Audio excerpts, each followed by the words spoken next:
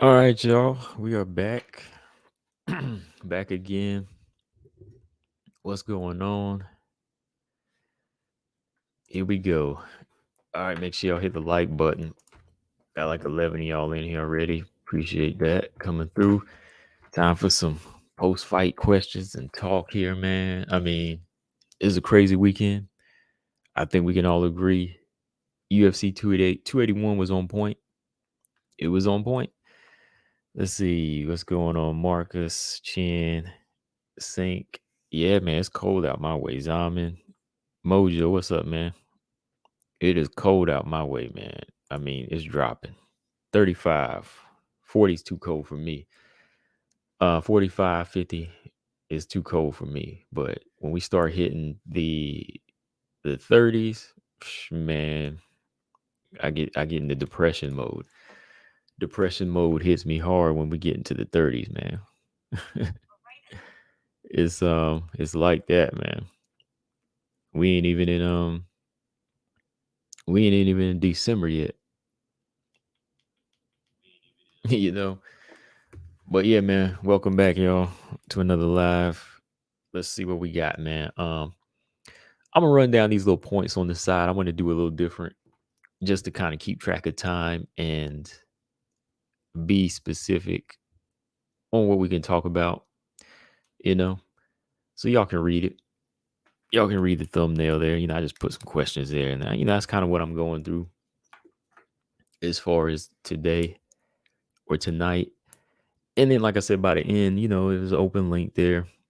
If anybody wants to chime in and give their thoughts, talk about Weili, talk about Karolina, whoever, and kind of get their thoughts on the fights this past weekend.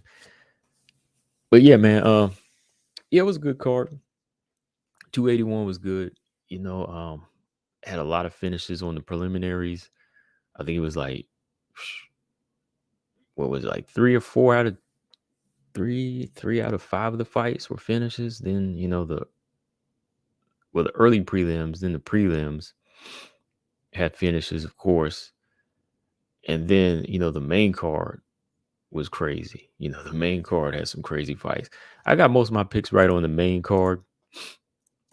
Just the ones I was kind of playing with and picking. I was really focused on what Carlo and Weili were going to do. But as far as like Dustin Poirier and Michael Chandler, I had to rock with Dustin in that fight. I mean, even when it got crazy, I still had to rock with Poirier because Poirier, he knows how to dig deep whenever things get tough. Chandler, he's an exciting fighter. He's kind of that one hitter quitter guy. If you don't get him, if he doesn't get you out of there, you still have a chance to like redeem yourself in that fight. He doesn't really have the ability to adjust to adversity like Poirier did. Like Poirier, I almost picked Poirier in the Oliveira fight.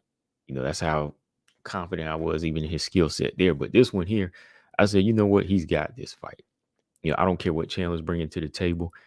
Chandler can slam him, do whatever, but Poirier's gonna have it. He's gonna be in there for the long haul, all the way to the end. I think when it got down to the third round, Chandler was a little bit frustrated that Poirier wasn't getting out of there. That's why he was trying them dirty tactics, like he said, bleeding all in his eyes, and it just gross, man. Like I'm a person that can stomach blood, but when you kind of like intentionally bleed on somebody, or let's let the blood go in the person's mouth and eyes, that's when it gets a little gross for me. You know what I mean? When you intentionally rubbing the blood in, it really starts to, get to me a little bit because it's like trying to use that as a weapon. It's a dirty tactic, So I can see where Dustin was coming from with that, where it kind of pissed him off a little bit, But he got the victory. I was on with that one. Yeah, man. I was thinking hepatitis and all of that, man. Like I was thinking of all of that, man. Thing whenever he started doing it, I was like, really, like I said, I can take all of that stuff, blood, guts, any of that. But when it's like how he was doing it, just like when you see him by the cage and Dustin was on his back, he was bleeding like in his mouth. I was like, oh man, in his nose. I was like, somebody's gonna get hepatitis or something, man. Anyways, it was a good fight. I'd say it was probably like fight of the night to me.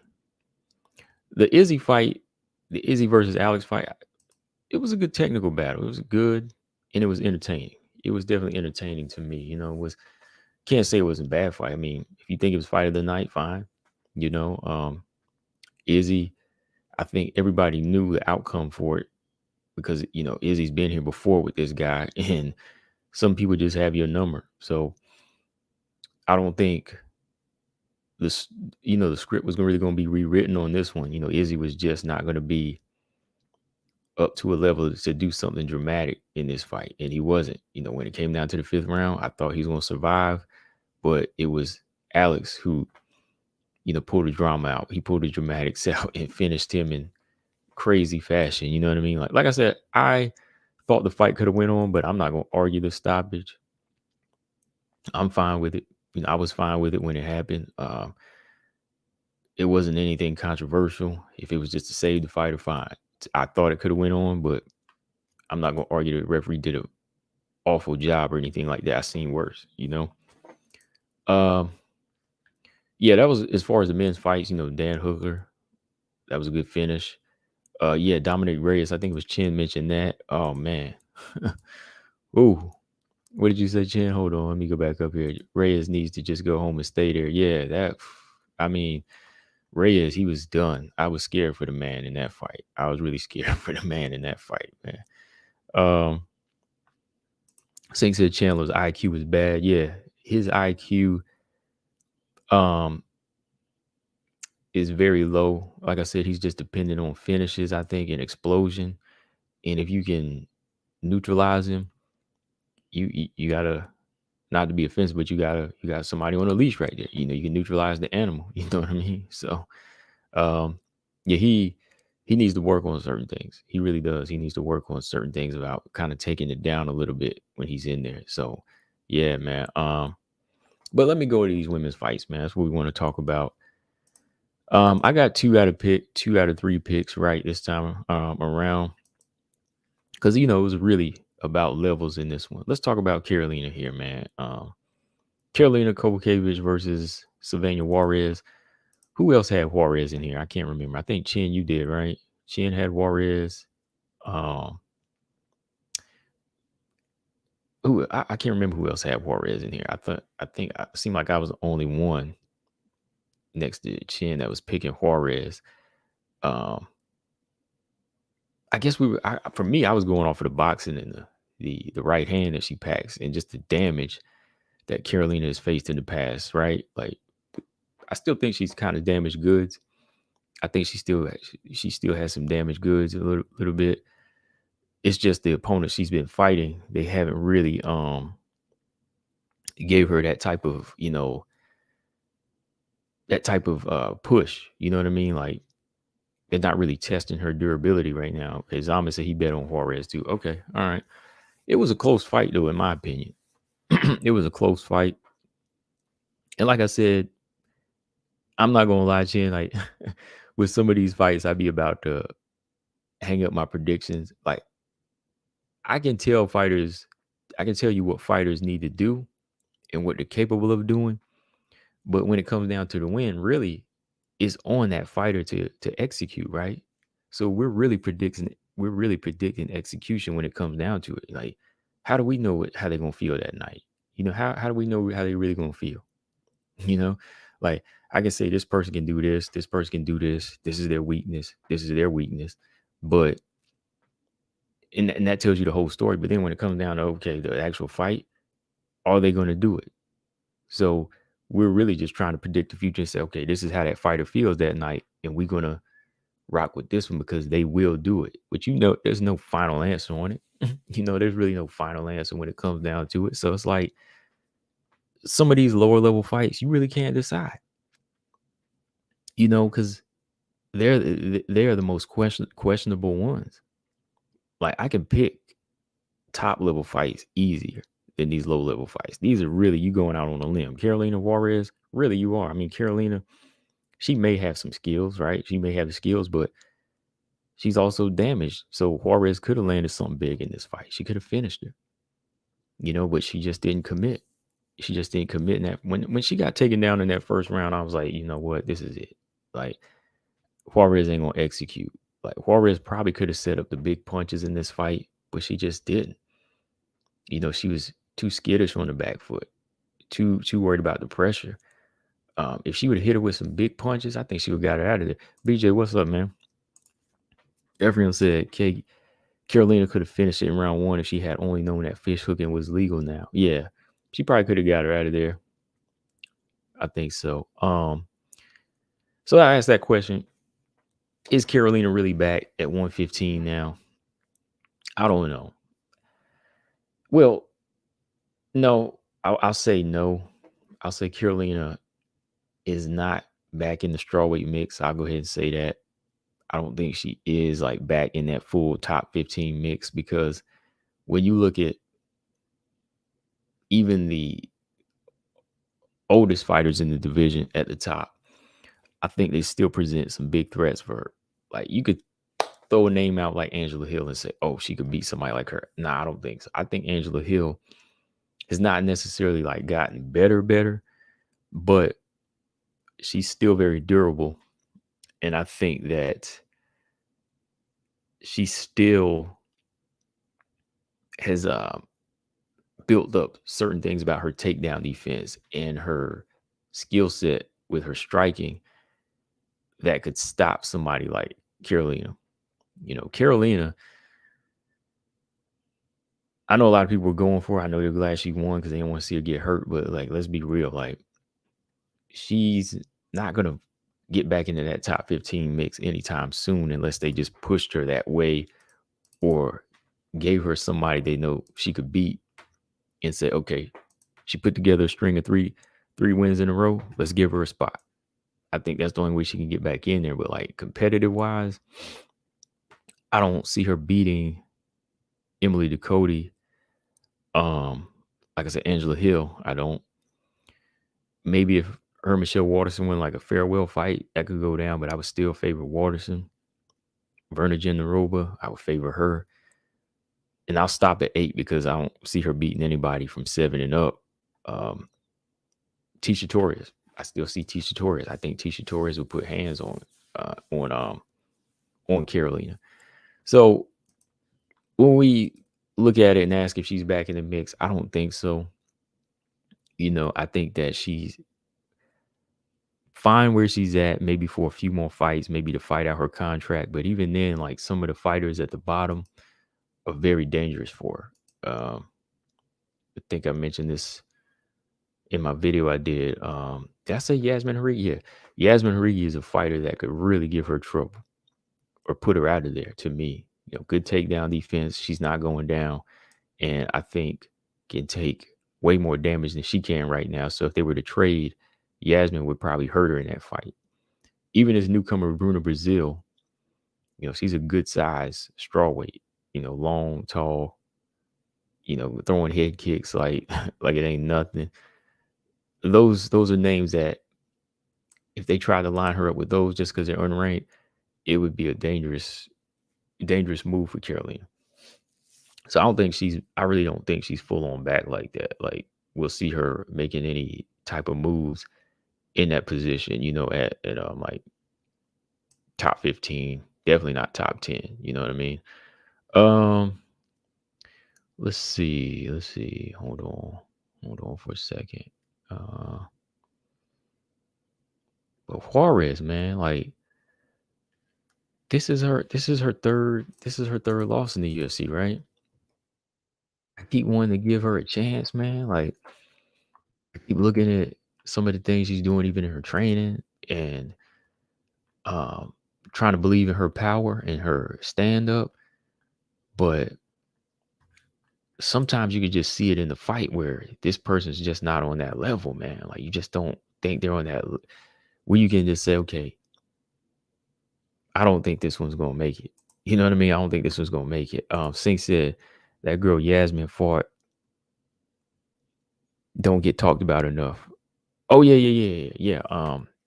Her name was what? Yasmin Lucindo, right? Yeah, she's scrappy, and I think she would take it to Karolina. Let's throw her name in the mix too. Like, she's a name too. Like, that might be like a cherry pick gone wrong. You know, if you're trying to give her another unranked fight, she could beat her too. Gary Baldwin said Juarez needs to go. Yeah, she needs to go. I think so. At these 3 losses, you can kind of see her not really making adjustments in a fight, getting finished 2 times against Lupi and Vanessa. And in this fight, not rising to the occasion when she could have had it. Yeah, I think so. That's why I say she's on that chopping block. Yeah, she's 1-3 in the UFC, and if they do a cleanup by the end of the year, yeah, she might go, man. So yeah, that's where I stand with her, and even with Karolina. Karolina's fine where she's at. She just got to steer clear of the top 15, fight out her contract, and just go that just go that route. Just go that route. All right. All right, let's go to this flyweight fight here, man. I'm telling y'all, look, Aaron Blanchfield is the one that's gonna shake up this top 15. Let me just tell y'all that right now. Aaron Blanchfield is that one I've been following, and I told you she's got the skills to pay the bills. This girl's got the skills to do to do work. Let me just put it that way. Like the way she handled Molly McCann, Miranda Maverick hit it on the nose. She predicted a first round submission, and she was right. I tried to give Molly some credit. I tried to give her some credit that she improved her takedown defense and said, okay, she might last a round or two, and she might make Aaron work for it. But then I thought about it too. I was like, you know what? If Aaron can take Miranda Maverick off her feet, it should be no problem drowning Molly McCann.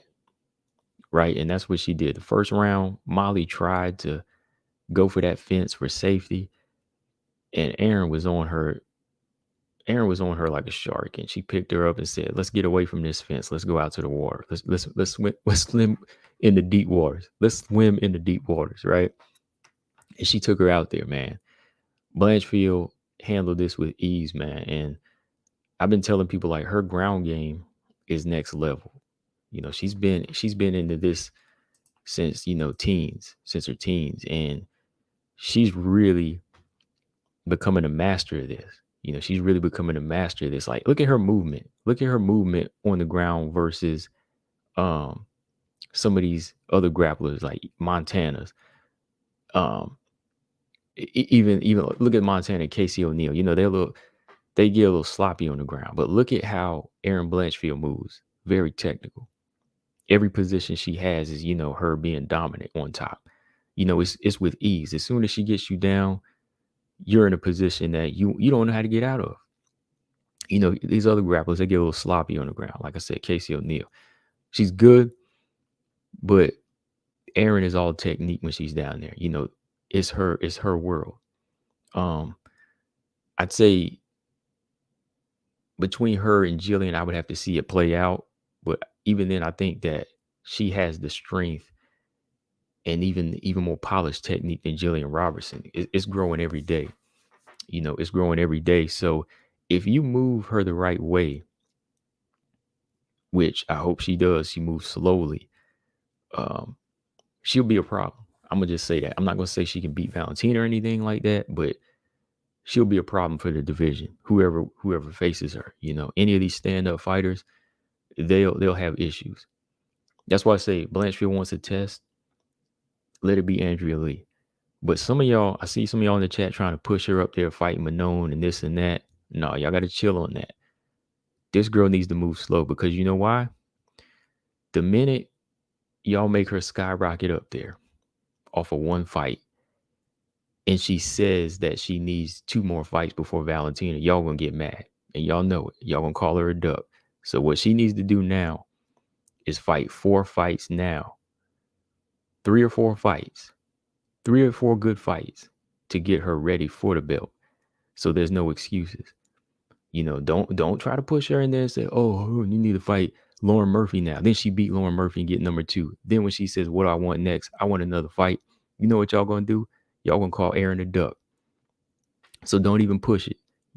She beat Molly McCann, but I ain't even gonna push her like that. I'm gonna say Andrea Lee next. I'm gonna say Arujo next. I'm gonna say Jennifer Maia next. All 3 of them. Fight all 3 of them fighters. Take your time.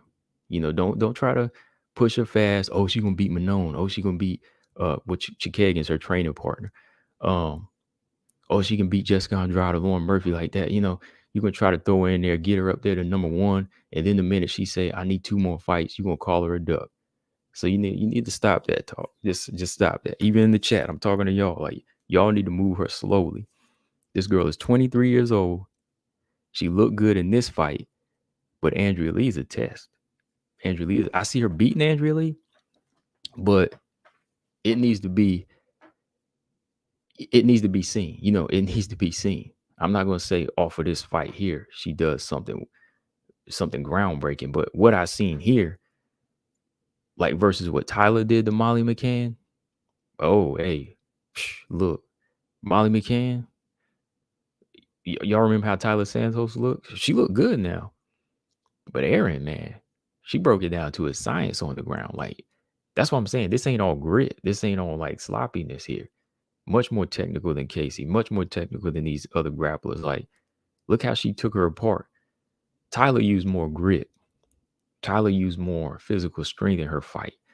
She kind of fought the fight of Molly for a while, but it was her strength and size that carried her through. But this was a science how she broke it down. How she just made it easy, put the crucifix into play. And supposedly, Molly was supposed to have been better with her takedown defense in her ground game, but no, not at all. Erin just showed you, look, this is how I do it. It's the IQ thing, So that's what I'm saying, man. Let me think. Andrea Lee is a good test, y'all. Andrea Lee's a good test. And I say that because her striking can be an issue. But there's like parts in the fight where Andrea Lee just can't like get behind her in the fight because she just falls apart. You know what I mean? Like, she'll, even in these Roxy fights, when she fought Roxy 2 times and she fought Arujo, like, she presents different skills like judo, jujitsu, her size, but when she really gets into a fight, it's a problem. That's why I just see Erin having an easy time here with her. I see her having an easy time. TJ said Erin also has defense issues. I think her defense was looking much better in this fight. I mean, she did get hit with like a right hand, but I think the way she was measuring her range, it was looking better, but it was only 1 round. I can't tell yet, but I've seen her change different things from like her Invicta days to her UFC days. So I think that the more she just continues to build off of her defense, her mistakes, and improve her defense first, I think, yeah, she'll definitely be a problem. Zaman said Lee will get overwhelmed. Yeah, I think there'll be a point in the fight where she will fall to Erin. She might have a good first round because, Andrea Lee got a good jab. Andrea Lee, she got a good jab. But the minute Erin closes distance and starts to big sister her, I think that's where it's going to fall apart. TJ said, agreed. In any case, she's more defensively responsible than Casey O'Neill. Yeah, I think so. Like, she's not too much of a gritty fighter. You know what I mean? She's not going to run into punches. Like, I think Casey O'Neill wants to be the warrior type, so she'll run into punches to get a takedown. But you see Erin, she took a few punches, but she adjusted and said, okay, let me double jab in. She started to double jab her way in, land a right hand. Then she struck her way in and took Molly down. You know what I mean? So that's what I'm saying. I'm not saying that the defense doesn't need work. Like, it's a great thing. I can't say because it was only 1 round, but when she get in there with a better striker like Andrea Lee, we'll see. We'll see. Claude said, has Grasso announced her upcoming injury yet? Oh, wow. James Perez, what's up? He said, I think she beats everyone out of the top 5 at least. Who beats Erin? Santos, Bullet. Who beats Erin? Out of the top 5? Let me see. I want to see what she looks like with Andrea Lee before I jump to that. I'm going to see what she looks like before that, man. Definitely. BJ said more defensively more defensive than O'Neal. Aaron gets hit a lot, not Casey O'Neal. Don't tear O'Neal down to build up. No, I'm not tearing. I'm comparing them, and I'm just telling you the real. I mean, this is the same exact meat. I never change it. I'm just comparing it to how it always is. Aaron got hit clean in the JJ Aldridge fight, but was she bleeding? No, she adjusted and got the submission. Casey O'Neal, she got tagged up by Roxy, right? I mean, whose nose was bleeding in the fight? You know, did she ever adjust to not getting hit? No, she just eventually took Roxy down and outstruck her. But come on, yeah. You know what I mean? So yeah, it's not tearing her down. It's just what she need to work on. And I compare these two as fighters. I think from what I said, I've been watching Aaron for 6 years now. I'm gonna definitely let you know where she is better, but not necessarily. You know, she still needs to work on her defense too. But if you compare defense with Blanchfield and O'Neal now, I would say Aaron Blanchfield's defense is better. Definitely. Suarez needs to fight someone unranked. Hold on. Ephraim, I agree. Don't do Suarez versus Blanchfield. Not now. I think, man, I ain't even gonna say right now because I love Suarez too much. I'm not gonna say because we talking about somebody sharp. We talking about somebody on their game, somebody young and hungry. We ain't even gonna mess with that right now. You know, so yeah. But Blanchfield, move her slow. Take her time. She's only 23 years old.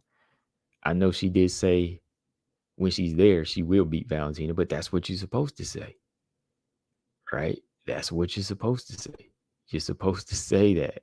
Hey, when I get there, I will beat her. But she's not saying she's there right now. Okay? So I'm cool with that. That's confidence. When she gets there, she'll win.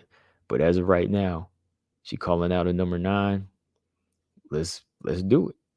I mean, shout out to Macy. She called for it. Whoever gets, and let me put it that way, whoever called for it, let them have it. You know, Macy Barber called for it first, so I got to be real. I called it first, so if Macy gets Andrea Lee first, fine. Give Aaron Blanchfield a winner of Jennifer Maya versus Marina Moreau, if that doesn't work out, okay? But don't make Aaron and Casey fight each other. Whatever you do, UFC, Mick Maynard, the matchmakers, if y'all are listening, do not make Aaron Blanchfield and Macy Barber fight each other. Hell, don't even throw Casey O'Neal's name in there yet. When she gets back, don't make them 3 fight each other yet. Let them fight the older fighters first. Let's get them out of the way. I want to see. Oh yeah, this weekend, Jennifer Maya. This weekend, Jennifer Maya and Marina Moreau fight. So the winner of that fight can fight Aaron Blanchfield, right? Or Macy Barber, however they want to work it out. But don't make them fight each other. Please don't make them fight each other. Yeah, Brian said, please make that fight me. Yeah, but don't make them fight each other. You know, these young heads, these knuckleheads want to come up. Don't make them fight each other yet. TJ said they're going to make O'Neal Blanchfield for sure make that fight. No, don't do that, TJ. Not yet. Not till they're in the top 5 for title eliminator. Not yet. Because I think Aaron might wreck her, man. She come right back off that torn, what she got, torn ACL? Nah, don't do that, man. Hold on. Brian said no reason Casey and Aaron shouldn't fight given their ranks. Casey and Aaron? Nah, I don't want to see that fight yet. Nope, not yet. Not yet. Not for me. I'd rather see one of them fight Andrea Lee or the winner of Jennifer Maya, Marina Moreau. Fight the veterans, get those old heads out the way, move up the rankings, and then make this fight interesting. That's how I say it. Gabrielle said, if Valentina were to retire, how fast does Aaron Barber O'Neal get fast tracked to the top? Man, them girls gonna move like the Flash. Let's not even lie. You know, as soon as Valentina leaves, it's gonna be like chaos in that division. Everybody gonna want it. Everybody gonna want it at that point. You know what I mean? Everybody's gonna want it at that point. I promise you. Because like I said, there's flyweight level and then there's bullet level, right? So if the bullet level is gone, everything else is 50-50 now. We can go at it. You know, Robot Chicken said, that's all I'm saying. Why have future contenders fight each other, especially in the flyweight division? That's what I'm saying. Yeah. Do not make any of them three knuckleheads fight. Blanchfield, Barber, O'Neal. Avoid that fight now. Avoid making any of them fight. Brian said they all got to fight each other eventually. You're missing the point again, Brian. Are you talking to me or somebody else? Because you're saying they all got to fight each other eventually. You must be missing the very last part I'm saying. See, y'all don't even hear what I wanted. Y'all don't even hear what I am saying. What did I say? I said, don't make them fight now. But when they get to the top, they can fight. So that is the eventually, right? That's when they need to fight, when it makes sense. And y'all are the first ones to complain about the veterans in the division that need to go, the old heads that don't want the title shot. So let's weed them out, and then we make these fights. That's matchmaking 101 right there. Yeah, they all got to fight each other when it gets to that point. That's my point. Let's not do it now, because then you're gonna be right back at square one. You're gonna be right back at square one if you make them fight. It's just like you got Natalia Silva and Teresa Bleda fighting this weekend. That's another fight really that doesn't need to happen yet. That's a fight that really does not need to be happening right now. Okay? Because they are future top 15ers. They both have styles and skills that could go in there and make some excitement in the division. But if you offset one now, you're gonna have some problems. You're gonna have some problems matching up, finding some legit contenders. Cole said Andrew Lee was a perfect call out for Aaron. Yeah, it was a good call out. It was a good call out. If you still asking Brian, if you still saying why though, come on now. He said, but they got to make it there. One loss doesn't break a career. In fact, it might change it for the better. Fighting a veteran changes them for the better. Fighting a veteran changes them for the better. You know why? Because they learn more and they fight somebody with experience, where if they lose or they win, they show their level. That's how you take the test. You don't make these students fight themselves yet. You don't do that. You wait till they get to the top 6 and top 5. Y'all watch the Tough Show, right?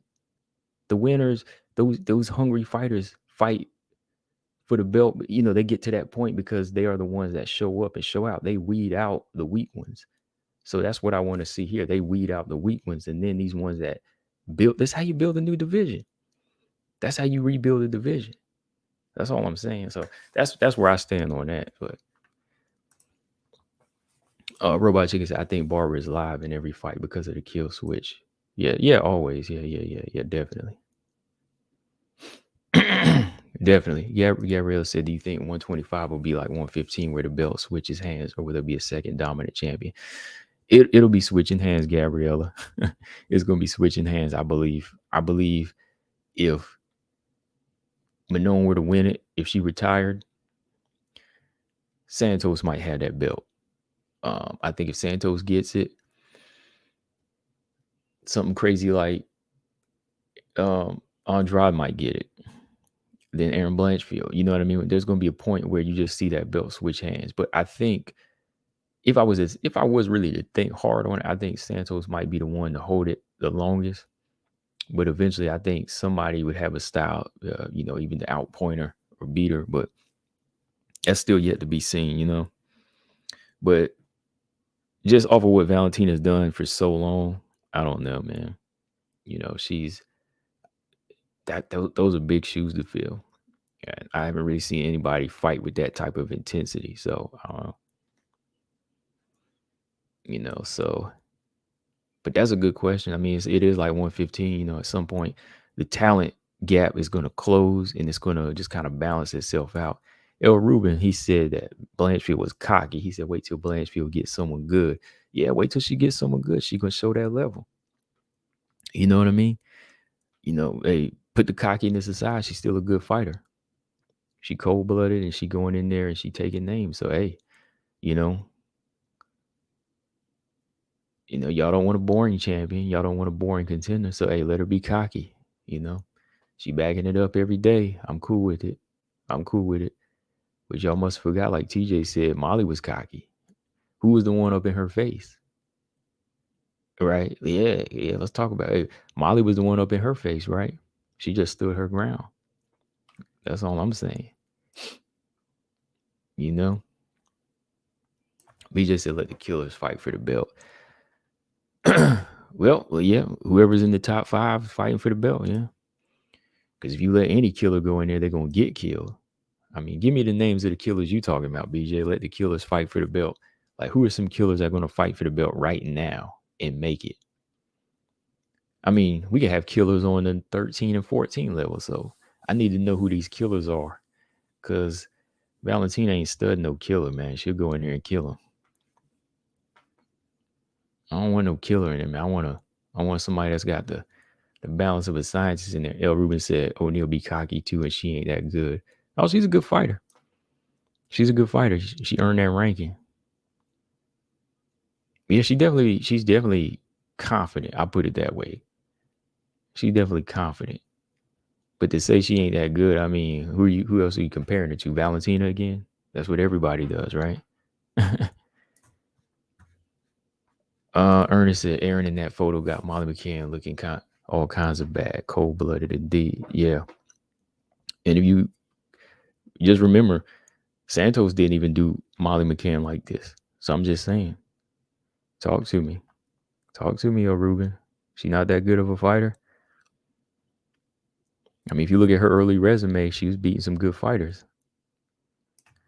Okay, B just said so. Combo, you picked O'Neal apart after her last win. Are we picking Aaron's performance apart, or are we just going to praise her?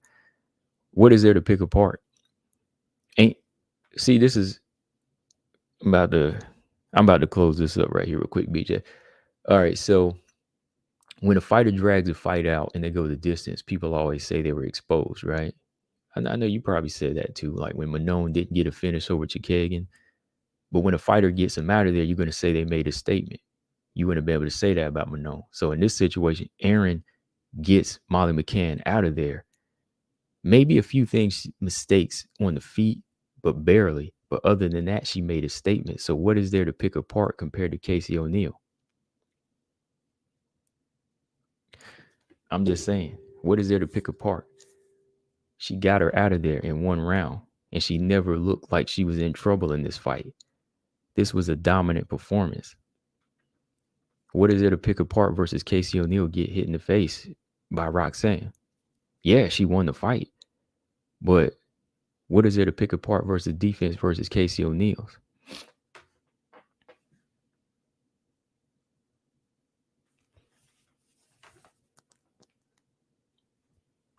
You're missing the point, though. I'm not talking about who they were fighting. You asked the question, what are we supposed to pick apart, though, BJ? What are we going to pick apart? You tell me. What did she do wrong in this fight?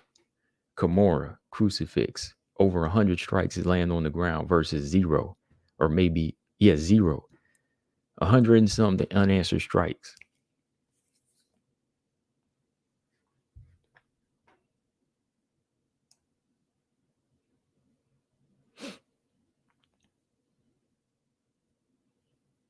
Did the striking defense lose her? Did the striking defense lose her around? Did she lose a round because of it? Did she get rocked? Did she get her nose opened up? I'm just saying. like James Press said, easy work, easy work. Like James Press said, BJ, easy work. It's easy work. El Rubin said, I think Maya would beat Blanchfield and O'Neal. I don't know. I'd have to see it. You could be right. You could be right. But I would need to see it too. Like, Maya has a lot of good skills, believe me, but she's been disappointing me, El Ruben. I don't know if it's me, but she's been disappointing me in the later. Like, I thought she was going to do something different against Chikagan, but I don't know. She didn't do nothing for me in that rematch. And I thought Jessica I beat her. And then we know how the Manon fight went, but um, it's a test. It's definitely a test, but still, you know, it would be kind of a close fight still. Because Jennifer Maya's hunger ain't the same as Aaron's right now, in my opinion. It is not. Gabrielle said WMMA needs more personalities to become draws because right now there's a few WMMA stars. Yeah, that's what I'm saying. If Aaron wants to be a little cocky with it, you need that personality. Same with Molly. Let's talk about Molly. Like, to me, Molly McCann. Some people call Molly McCann a hype train. I don't think she is. I really don't think she is. I think that she was on the level she was on. She just has a big following. Like, people like her. She has a fan base. Like, nobody ever overhyped her and said Molly was going to beat Valentina. Only Conor McGregor's crazy behind. Conor McGregor, I don't know what he was on, but he said Molly could beat Valentina. That's overhyping. But as far as her fan base, nobody ever matched up with Valentina. They just like the girl's presence and they like how she acts a fool after she wins.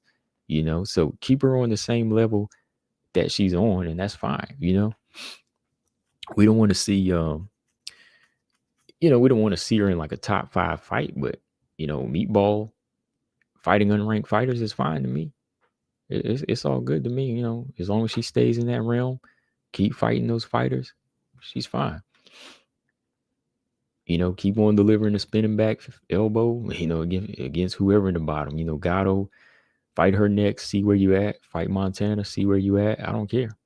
But as long as she stays away from the top 15, that's good. That's good. She got a bigger, hey, look, I'll tell you this. She got a bigger fan base than some of your favorite fighters at the top. I'm going to just put it that way. She a bigger draw than some of your favorite fighters at the top. Strawweight, bantamweight, or flyweight. So, hey, you can't knock her. And that ain't got nothing to do with hyping her up as a fighter. This is her popularity. Popularity and hyping up skills, two different things. You know what I mean? Like, her popularity is something that was just, it gravitates to her. It gravitates to her. So if people come to see her, she gonna keep on fighting. You just have to match her up with the right people. Yeah, BJ said Meatball can make a lot of money in her lane. Yeah, she can. She can, and that's fine. So people can't get mad when they say, oh man, Molly, why she got all this popularity? Like, she ain't even that good. It ain't got nothing to do with how good she is. It really ain't got nothing to do with it at that point. It's just, she's exciting. People like her. She has a country behind her. So just accept it at that. I've been, me, I always knew she was limited, but get your money. Get your money. Maybe she could run a course to some of y'all's favorite fighters and tell them how to build their brand without OnlyFans. I'm just saying. She got a fan base without OnlyFans. So, hey, let's talk real. BJ said Molly would get beat up at Bellator. Hey, you got some good fighters over there. I mean, Velasquez. Hey, I can go to Deanna Bennett. Deanna Bennett, come on, Deanna Bennett would wrestle the heck out of Molly McCann and twist her up. I mean, I bet you could switch out Deanna Bennett right now, and Deanna Bennett would fare way better than Molly, in my opinion, in the flyweight rankings because she's got more skills to work with. Gabriella said, when do you think Haley Cohen debuts and who do you match her up against? Hang on. I think there was some talk about her fighting. Haley Cohen and how about Eileen Perez? How do you like that, Gabriella? What you think about that, Gabriella? Haley Cohen and Eileen Perez. That's not a bad fight. Because Eileen Perez is going to move back down. Norma Dumont said featherweight's about to be shut down. Did y'all hear about that? She said it's about to shut down. Yeah, Gary Kish wasn't no champion. Yeah, at Bellator. Mojo said, what two fighters are going to step out next year to fight the champ? One fight a year, or doesn't cut it for a champ, or does UFC step in and make them fight? I think the UFC is going to make somebody fight. I'm thinking it's going to be, between Santos and Grasso, Mojo.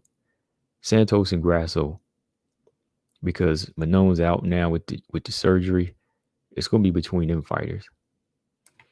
Marcus said Molly McCann's bare knuckle bound. Yeah, I think so. It wouldn't be a bad choice. She got the mouth for it.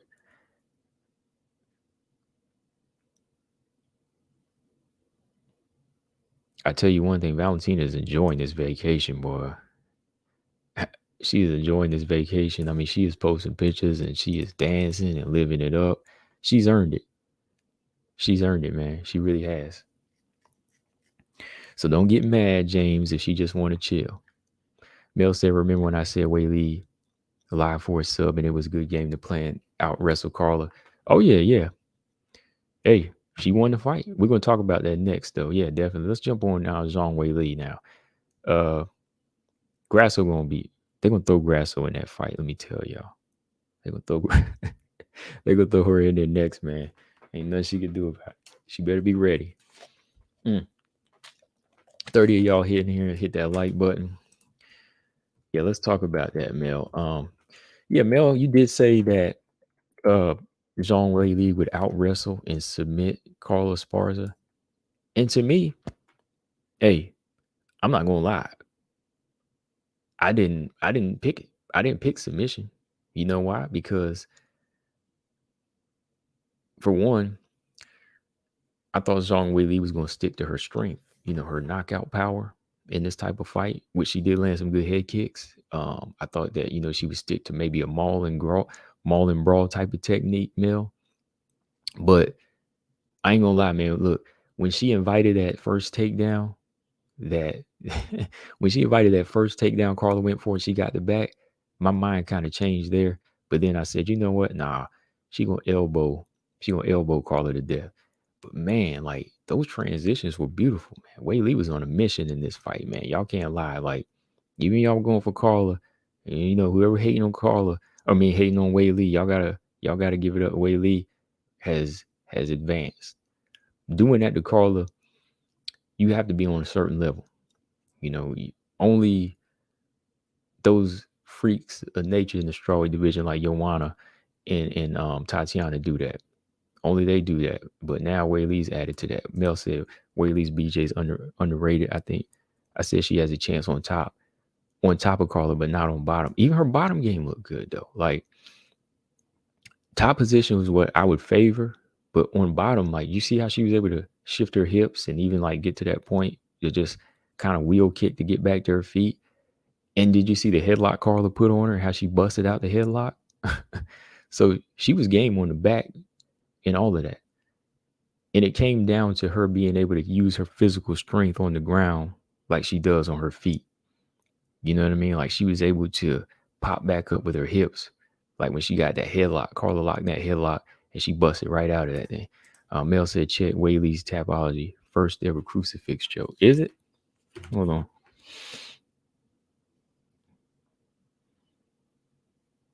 Tapology changed Weili's sub. They changed it? Stamina said Weili's scrambles were a joy to watch.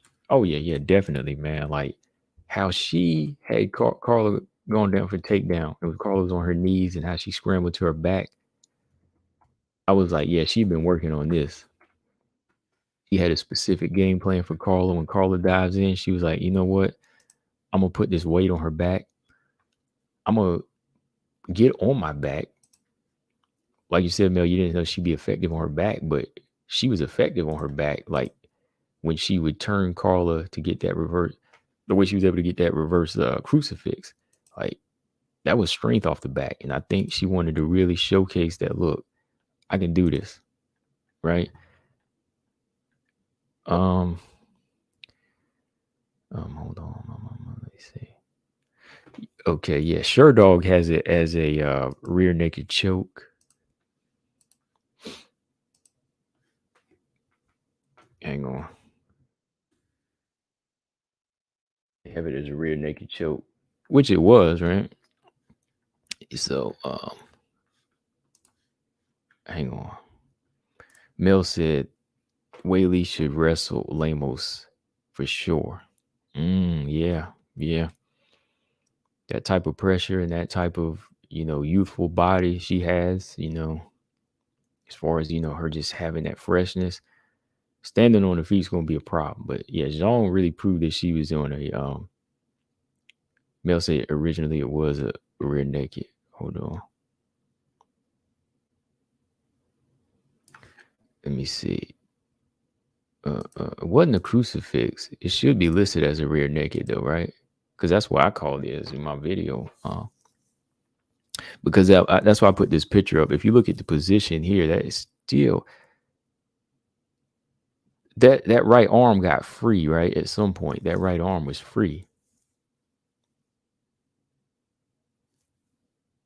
Well, you would technically still call that just a rear naked choke, right? I would, you know. It's just an awkward position. It's probably, yeah, like just look at the picture too I posted here. Like you can see Carla gave her no leverage. Excuse me, Weili gave her no leverage. Oh, it's the first in history from I get what you're saying. It's the first rear naked choke from a reverse crucifix. Right. I got you. I got you. Yeah, I mean it is something new here. You can see Weili using the hips, using the legs, and then working her upper body. And with Carla having no leverage, she couldn't fight. She couldn't hand fight. She tried to hand fight. She tried to get that left hand, but the minute she let that left wrist go, boom, it was under the neck and she secured it. So yeah, I like what I seen from Weili in this fight. This is the next level that she needs, being comfortable on the ground. And look, I'm a striking fan. I love strikers, but I know that being on your back, fighting off your back, that's like critical. Being able to handle the takedown, being able to wrestle, working on your grappling as well as your wrestling, those are important. Incorporating both is very important. Zhang, she learned the hard way. She's now getting it. So it's all critical. Macy Barber, she's in that camp with Jan. She's somebody that needed it big time. So it's something I know that's gonna help Zhang Weili in the future. It's gonna help her. Robot Chicken said, I got Lemos. I got Weili over Lemos. I said Marina's flat footed. Don't make the mistake of thinking Weili is Marina. Mel said Carla is not easy to submit. No, she's not. You know what's crazy is Weili was able to submit her, but a black belt like Verna Gennaroba couldn't. And when I saw how she handled Verna Gennaroba, I said, I don't really see anybody else giving her problems on the ground. As she moved up the ladder, maybe Dern, but Yan Zhana, she came out, not Yan Zhana, but Zhang Weili came out of left field, man. She came out of left field on this one and just got to submission. So yeah, man, I didn't think that would happen. I thought she was gonna rain elbows, knock this girl out. But yeah, man, it was a good fight. It was a good fight. Gabrielle said, read somewhere that Weili was grappling bantamweight and featherweights, man. Hold on. Oh, you read somewhere. Oh, okay. Yeah, because some of these guys that she training with, I think, that's how she be getting that strength, right? Like there is no I don't think there's any of these other strawweights that could really hang with that type of strength. Even Loma Labutni said, man, watching her train is just like crazy, man. It's intense. Yeah, Mel, Lemos is live against anyone. Don't we're gonna break some of this stuff down because where Carla failed on the feet, Weili. Where Carla failed on the feet against Weili, Lemos could have success. Gary Ball said, girl with no wrestling background out wrestle someone with Olympic background. Further proving my theory, a striker background is better for women. He said striking background is better for women. You need them hands. I'm telling you, you do need those hands, man. If Carla had some hands, she could have made an adjustment, or some power. Weili said she was going to show off her grappling. I mean, yeah, she showed it off, but I was like, next level, baby. Cole said Weili's just strong as hell. Yeah, she just strong, man, when it comes down to it. Like, shoot, the level of strength is up there, Andrade strength. And when everybody saw her picking up Francis Ngannou, they were like, oh wow. I don't know if I could pick him up without getting a hernia. But her, she over here picking this dude up with one shoulder. Sink said Weili's technique has improved, dude. Look at the scrambling and the chain wrestling she used against JJ. Cole says she has technique too, but her strength is what puts her over someone with a higher pedigree. Yeah, the strength really helped on the ground in this fight. Like, if Carla would have had half the strength, I think she would have put up more of a fight. But it was the strength is a big part of Weili that separates herself from the other fighters. Just like with Suarez and Joanna, strength is a very big part of how these girls dominate too. It's technique too, but how they put their strength into play is just insane. It's insane. They find a very good balance of putting that together into their game plans. Like Joanna can't knock you out, but she's strong as hell. She's strong as hell. Yeah, I'm not mad at Carla. Let's talk about Carla. She tried. What's next for her, man?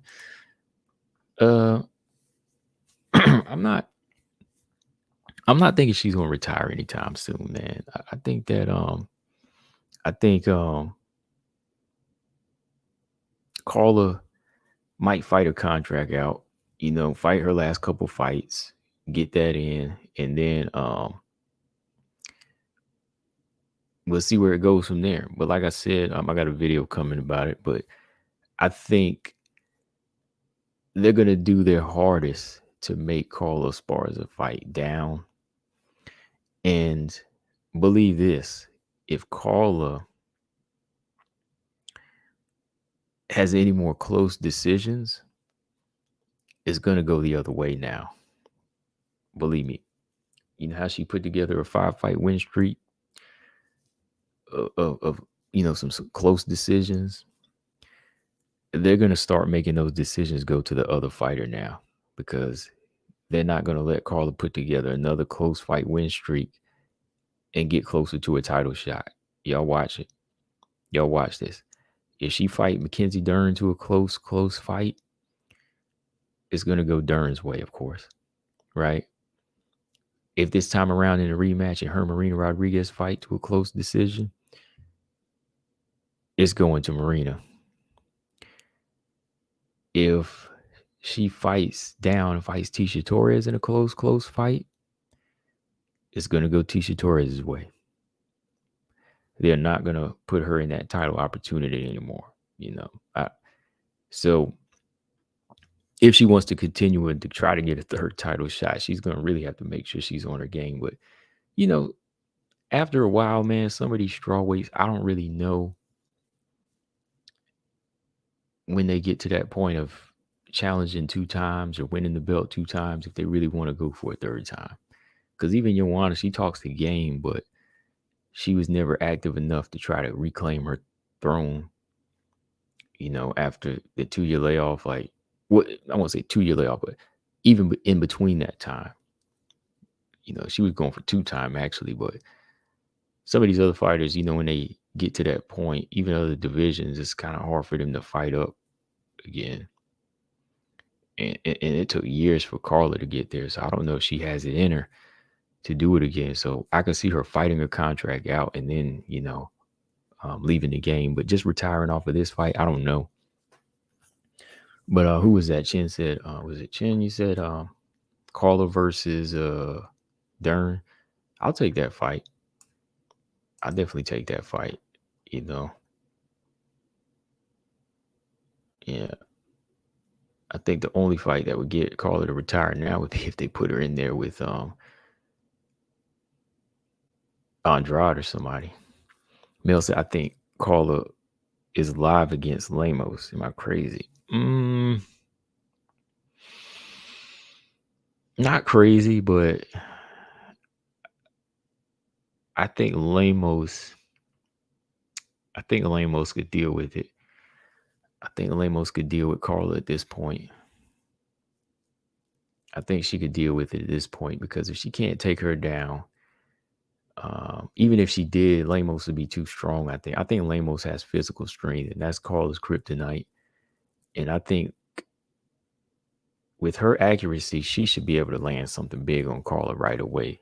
So I think Lamos would get her out of there. Honestly, usually careful about how Carla fights and how I pick, but I don't know, man. I think Carla would get her out of there. Yeah, Hill and Waterson, they held Lamos down, but Carla's not as strong as them, in my opinion. Like, hey, well, let me think. Let me think. Hmm. Waterson. Waterson. I think they're physically stronger like that. I think they are. I don't know if she could hold. I don't think she could hold Lamos down like that.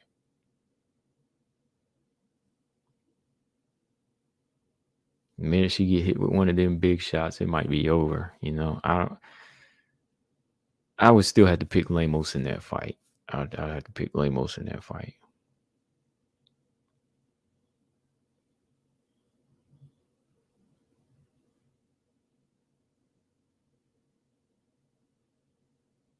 Angela Hill's pretty strong now. I think at this point in her career, I think she's showing some different levels in her game. So yeah, Carla's strong. She's definitely stronger, but I think it just depends on how the positioning is. Like if you're just trying to be a blanket, you can hold on for dear life. You know what I mean? You can hold on for dear life. But I think with Carla trying to switch positions or trying to get the dominant position, she might let up on Lamos, and Lamos is all right off her back. I think she's working on her game. Like I can't keep basing it off of the Angela Hill and Waterson fight because people learn from their mistakes. Robot Chicken said, I want Rose to at least look dominant in a few fights before another title shot. Yeah, yeah. Snake said, I think Lamos would be too strong for Carla. Yeah, I'm kind of thinking that too, man. Like, I have to be careful how you look at, you know, you really have to look at some of these styles and give these fighters some more credit. So, I'm just saying, like, Lamos may not have the same wrestling background, but, she has been working on her ground game. She's good with her jujitsu. And we just been looking past that strength that she has, man. Like, even her leg kicks got a lot of power.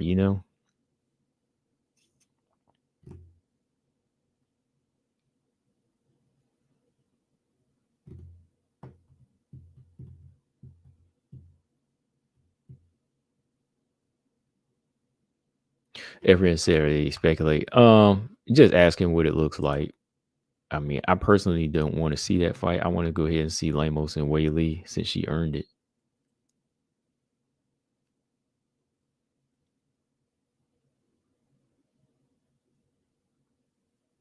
Brian said Rose only needs one more fight like Weili did.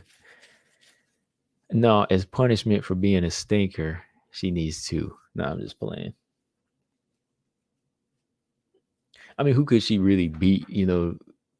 Who could she put together a 2-fight win streak at this point, like at the top? Let me see.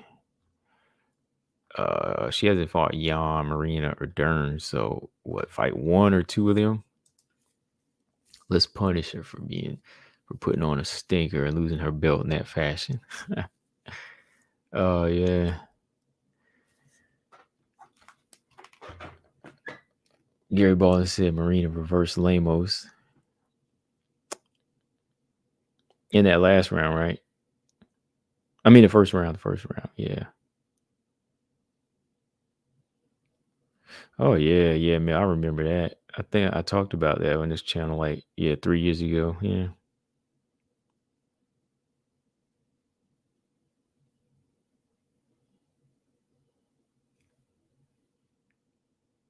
Hang on one second here. All right, so let me see. Do open link. Anybody want to give some thoughts?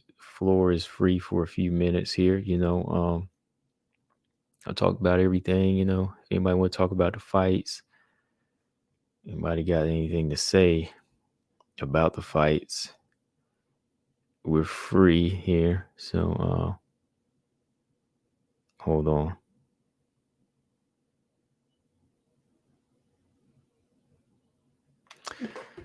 Okay. I'll read through some comments while I do that. Gabrielle said, I thought Carla was going to retire when they handed her the microphone after the fight. Oh, yeah. Yeah, I didn't really get that feeling that she was going to retire. Hold on.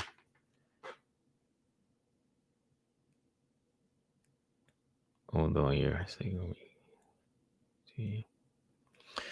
Okay, so let's see here.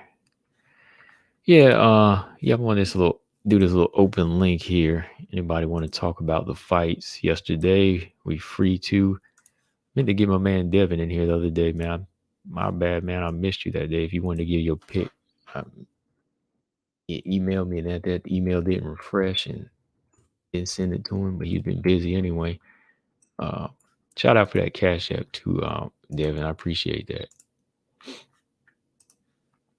All right, so let's see here. All right, of course I got one person that's always down. I'll hook him up here in a minute. And I'll send that for a second. So, yep, to get a link, just hold on. To get a link, send the email here just so you don't have to put your personal email up and I don't have to put my link up here just so I don't have a bunch of spam clicks on it. Hold on.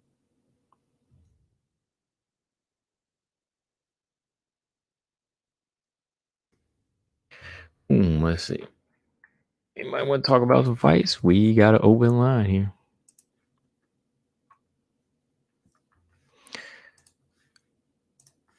Done enough talking, but I'll just look through the chat here. Okay, I got of course, I got my man. I'll send him a link because I meant to send him one.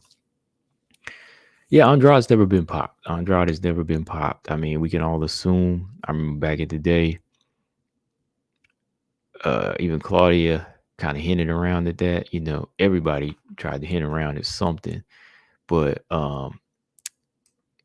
it never been popped. So can't really say anything. I mean, some fighters you can tell, like with Andrade, I can't really say she was on something like that. Yeah, I remember Lemos did get popped though. She got popped, like 3 years ago. I mean, that jump put her on a 2-year hiatus. Her, Panay. I can't remember. There was some other fighters too, man. There were some other fighters too. I can't remember the other girl's name. She was out for like 3 years. Was Gatto out on it? Gatto was out on an injury, right? I can't remember. I think Gatto was out on an injury. Okay, got one here. Hang on. All right, you got my man BJ from No Filter. What's going on, man? What's up, my dude? What's going on, man? Oh, hang on. Oh, everything's good, man. Just chilling. We talking about some fights, man. So Am I clear? Oh yeah, you crystal clear, man. All right. That's what's up. What's good, man? What you talking about? Man, we just talking about these WMA fights, man. Like just going down the questions, man. Here, I just wanted to know what you thought of UFC 281 as a whole, man, as the card. How was it to you, man? Man, I'm gonna do a live stream probably tomorrow because I'm off. But man, it was pretty good, man. The main card especially was good. Dustin Poirier and Michael Chandler, man, they put on a show, man, for sure. That was a good fight, man. A little disappointed in the strawweight title fight. A little disappointed in Carla, but it is what it is. Weili came to fight. Weili got it done. You know what I'm saying? So I I can't fault Weili for nothing. You know what I'm saying? Weili did what she came there to do, which was win. But yeah, man, I thought the main event was very interesting. You know what I'm saying? How Alex Pereira, you know what I'm saying, just waited for his moment and stayed patient, just waited for that moment where he knew he could connect. You know what I'm saying? And he did it, man. He did it. He touched Izzy up, dude. It was weird watching that fight, dude, because it was like when Izzy would hit him, except at the end of the first round when Izzy rocked him, like he felt Izzy then. But man, everything else that Izzy was throwing, dude, he was walking right through it. Well, every time he would land on Izzy, man, the reaction that he would draw out of Izzy was just wild. I was like, dude, he hurting him, bro. He hurting him. Yeah, man. Like, did you see like the size difference too, The man? size difference, bro. That's what I was like. My sister was watching this with me. She came, her and her fiance came over and was watching this. You know what I'm saying? And you know what I'm saying? Like, she's just now really starting to watch fights. You know, they watch them at home when they on. You know what I'm saying? And she was like, "What? Damn, he seems like he way bigger than Izzy." I'm used to seeing, because she knows the last fights that she's seen Izzy fight. Jared Cannonier, Robert Whitaker. She's seen all of that. You know what I'm saying? She was like, the other dudes he fought, like, he looked big, but this dude, I'm like, yeah, this dude really is a weight class above, but he's fighting at this weight class. You know what I'm saying? And dude, he hulked over Izzy in that fight, dude. What do you think of the stoppage, man? I mean, I can accept it, but do you think Izzy could have continued? His body language was bad. His body language was bad, dude. Like, and that's all the ref has to go on is the body language. You know what I'm saying? And his body language didn't look good, bro. He was curled over and leaned over, bro. Alex was hitting. I mean, Alex, if you slow it down, before that sequence when he was curled over like that, he got hit clean, dude. He got hit with an uppercut clean. You know what I'm saying? So he was rocked. But I mean, he would have went down because, think about it. Alex wasn't gonna stop. He wasn't gonna stop hitting him, so he eventually would have folded, I think. Yeah. I went back and looked at it, and I was like, the way he was rolling was fine, and he did say like his eyes rolled back in the back of his head. Yeah. At one point when I watched the post-fight interview, but to me, then he was like, I could have recovered if he had that time. Like, I think he maybe had some time too, but it's like, why risk the damage, right? Yeah. But let me go back to Carla, man. Like, what disappointed you about Carla's performance in this fight, man? I felt like Carla. Hold on, bro. My bad. I felt like Carla was too respectful of Weili in this fight.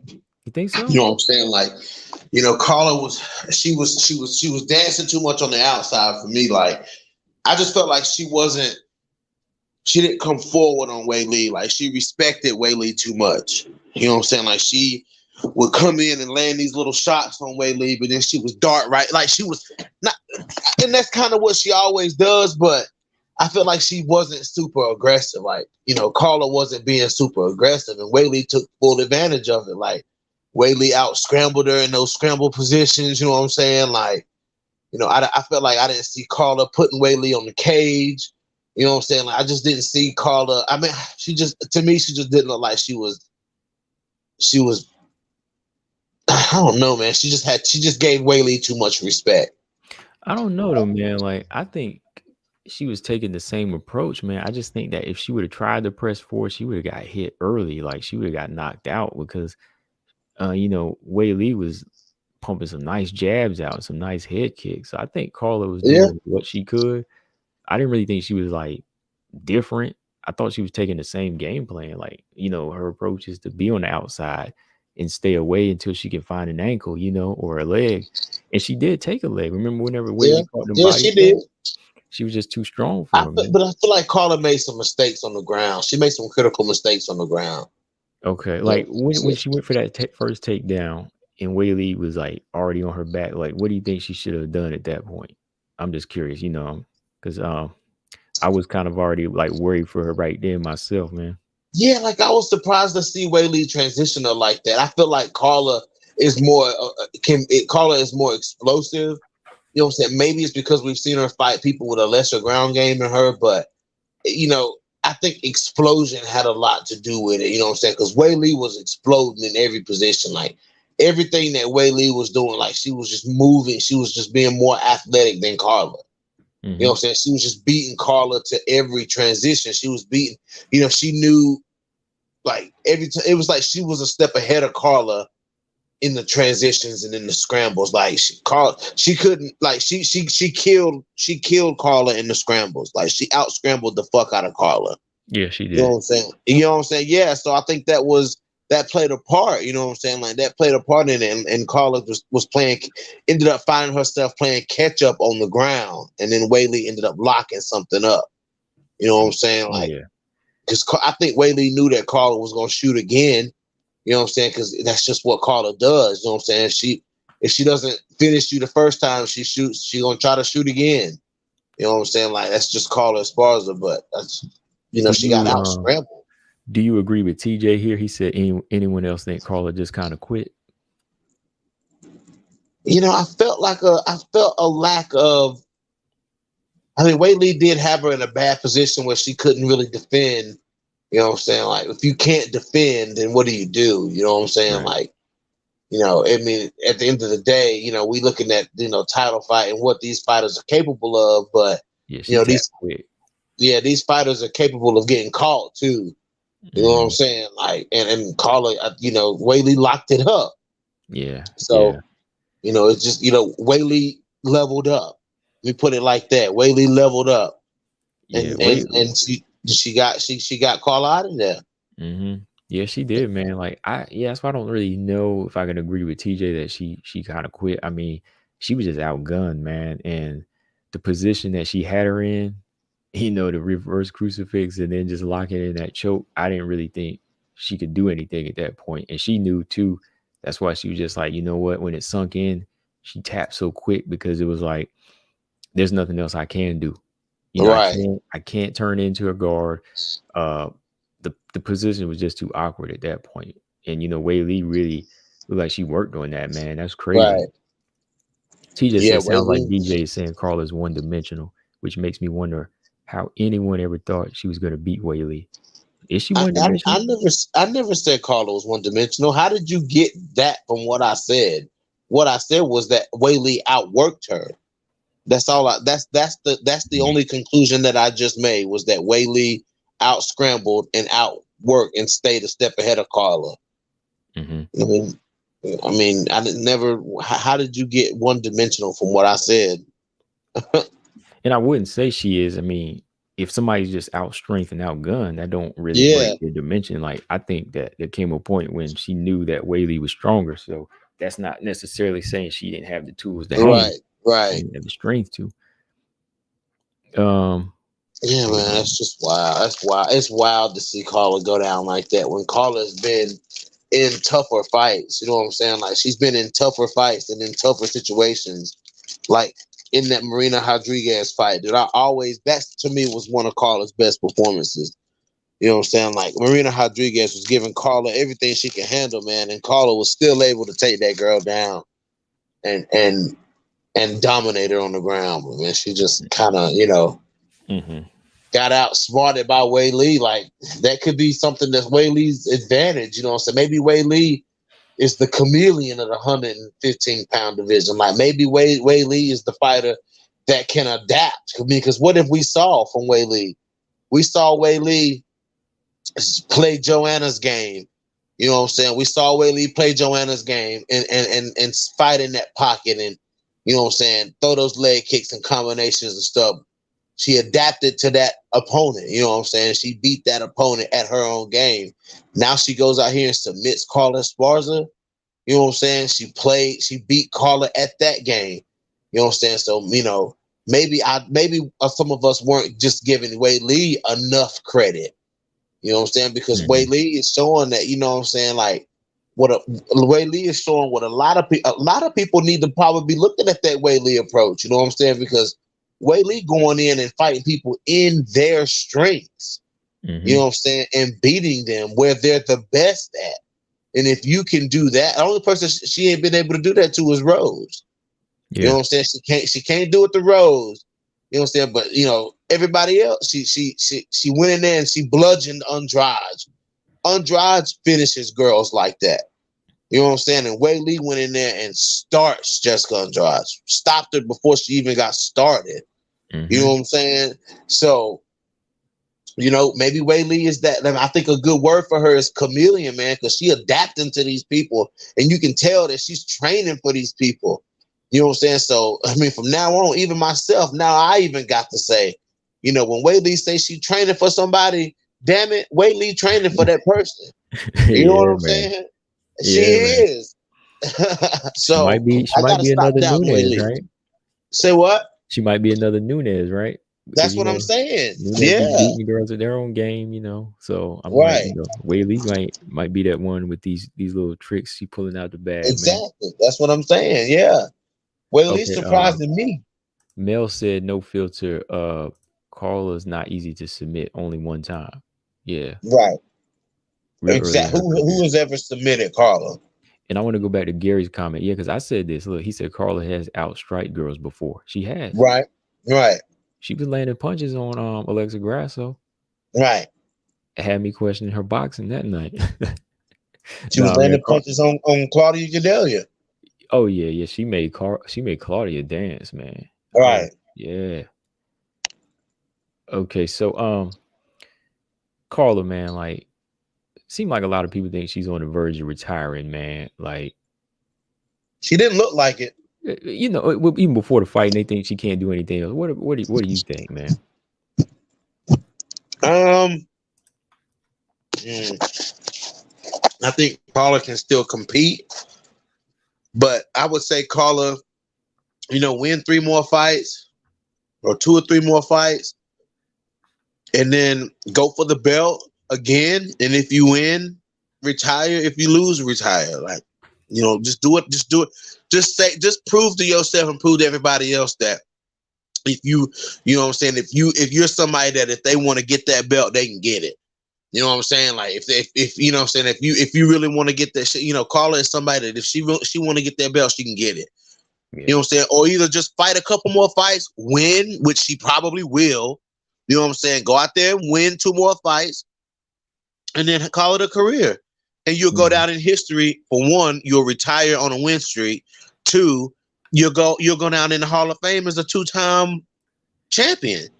Right. You know what I'm saying? The first champion, and then you were able to recapture the belt, and then you fought nothing but the best of the division all the time. Since you came into the division, you've only fought the best of the best.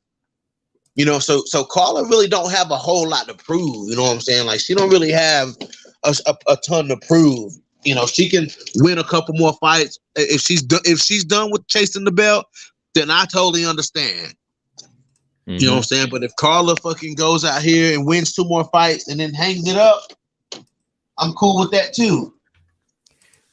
Yeah, because I think that they would try their best to kind of slow the pace down.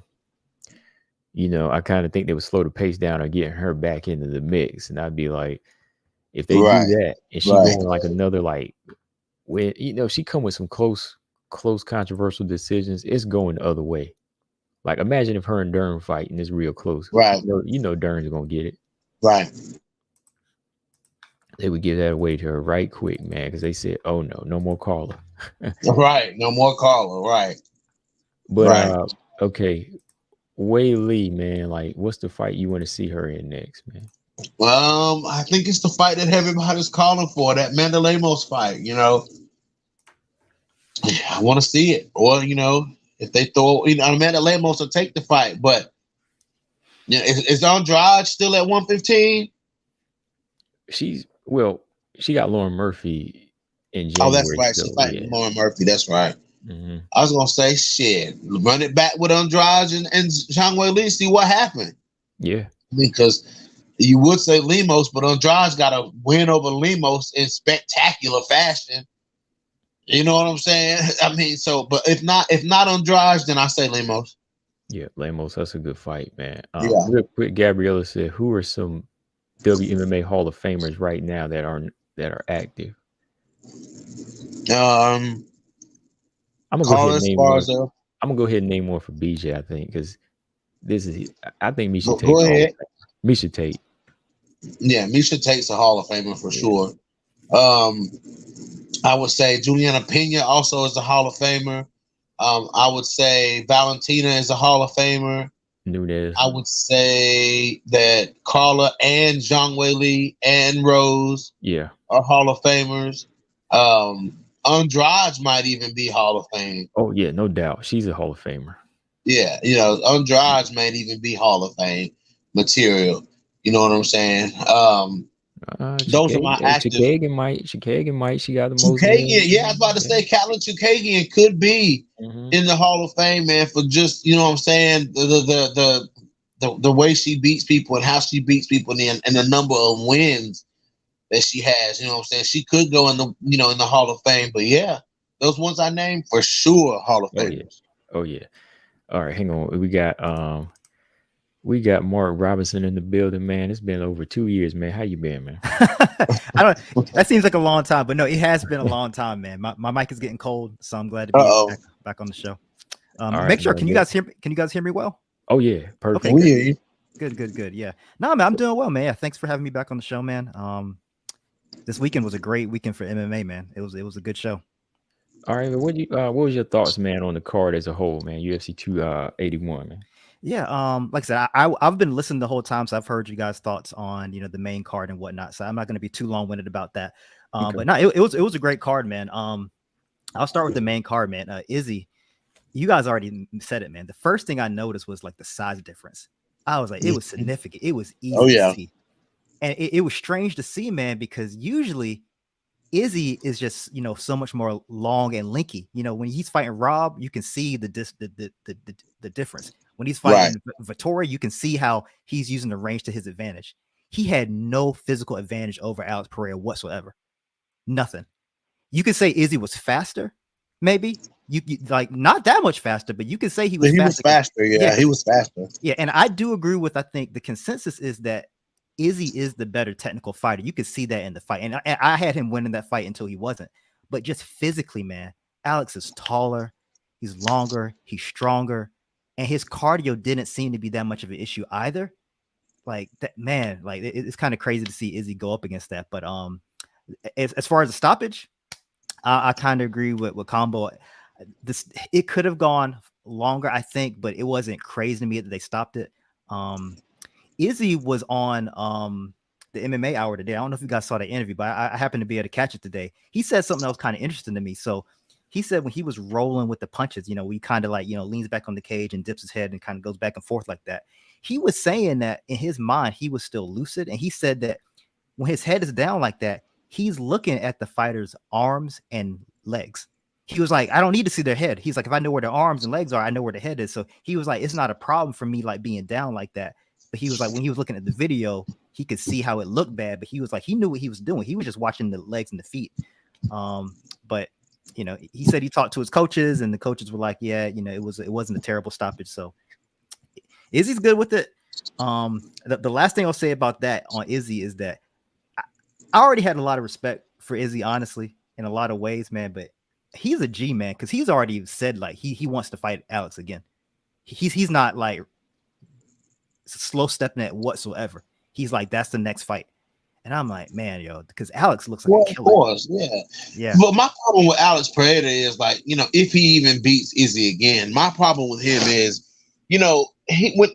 Izzy's not that good of a grappler. And when Izzy took him down, he looked lost.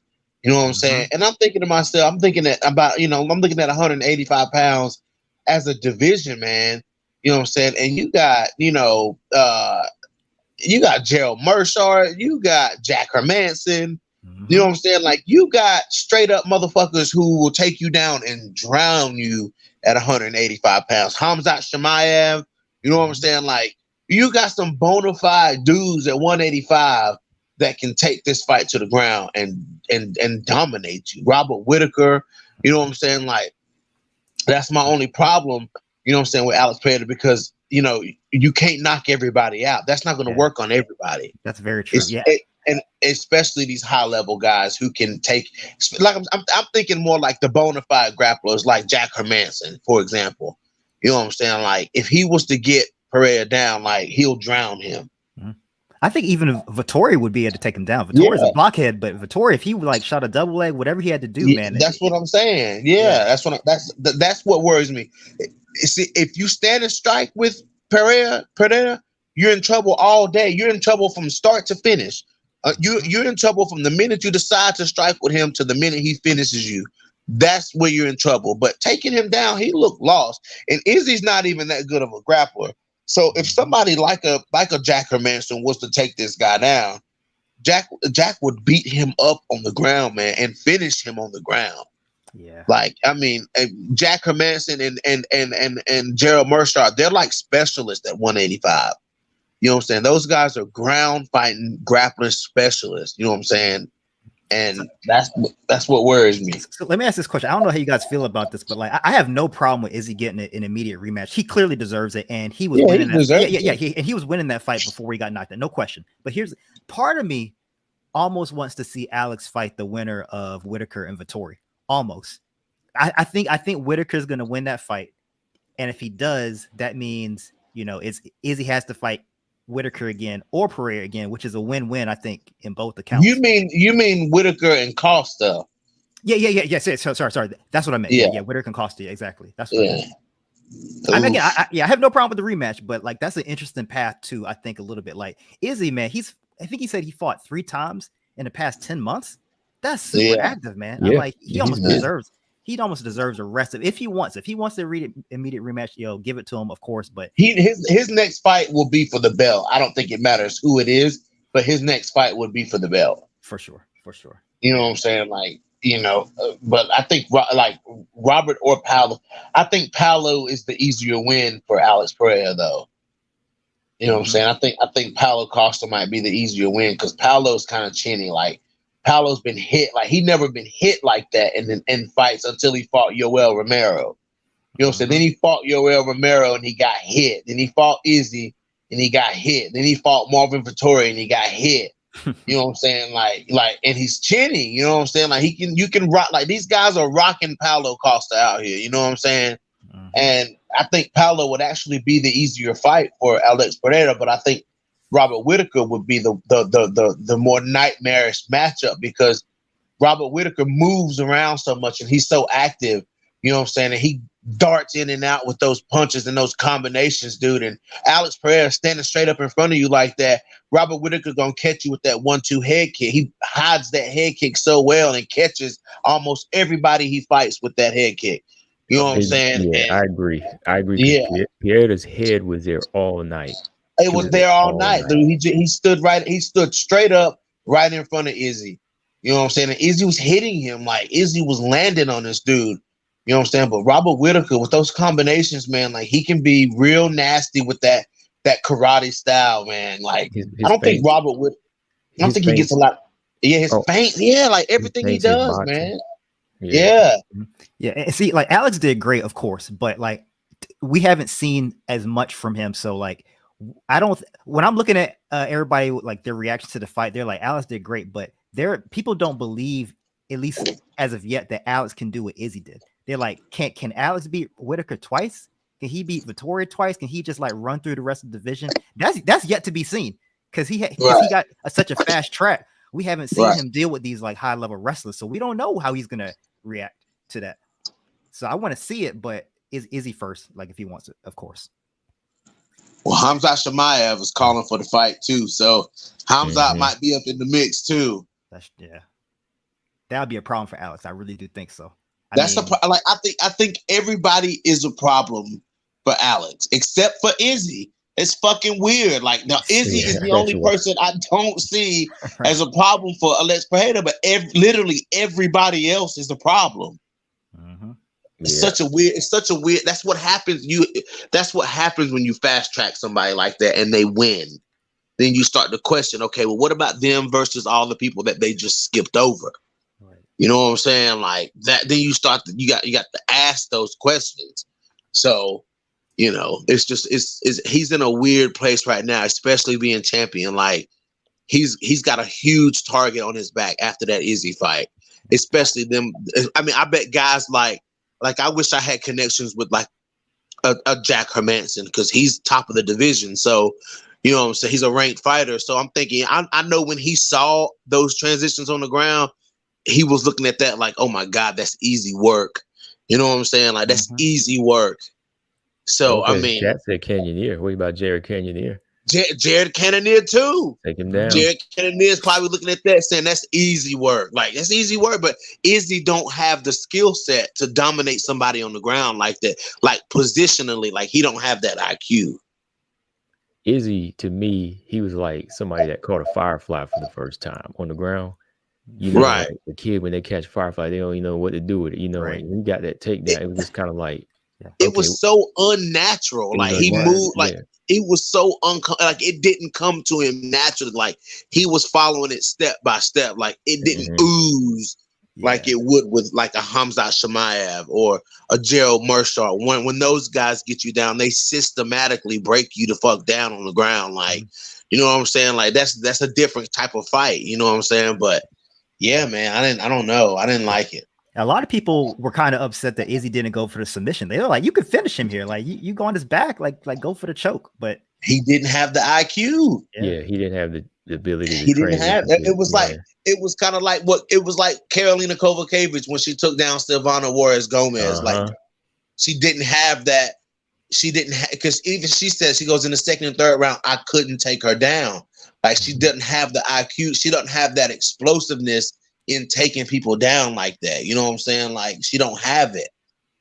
And stuff. So, I mean, I think Silvana Gomez would have caught on to it if Karolina would have kept trying, because she wouldn't have, deep into it. Wrestling's not going to be what she goes to. What she going to go to is what she did, which was brawl. You know what I'm saying? Like, when it's deep into the fight, you know what I'm saying? But yeah, I just think he lacked that IQ. But the ground transitions in this fight was ugly. All of it was ugly. Well, it was so long and lengthy, that was some ugly ground fighting. That's all I got to say. Hey, I think I like that word selection too. Sink said it didn't ooze. Right. He liked that. He liked your choice of words that BJ Sink did. Yeah, it just didn't ooze, man. It just didn't flow right. But I can say Chandler Poirier fucking delivered. Oh yeah, that fight delivered, man. For me, that was fight of the night to me, man. I think Poirier, like I said earlier, his level of like adversity, he's faced. This wasn't nothing new to him. He wasn't gonna quit. And Chandler wasn't prepared for that. Like, what do y'all think of like Chandler's IQ? That was something we were talking about earlier.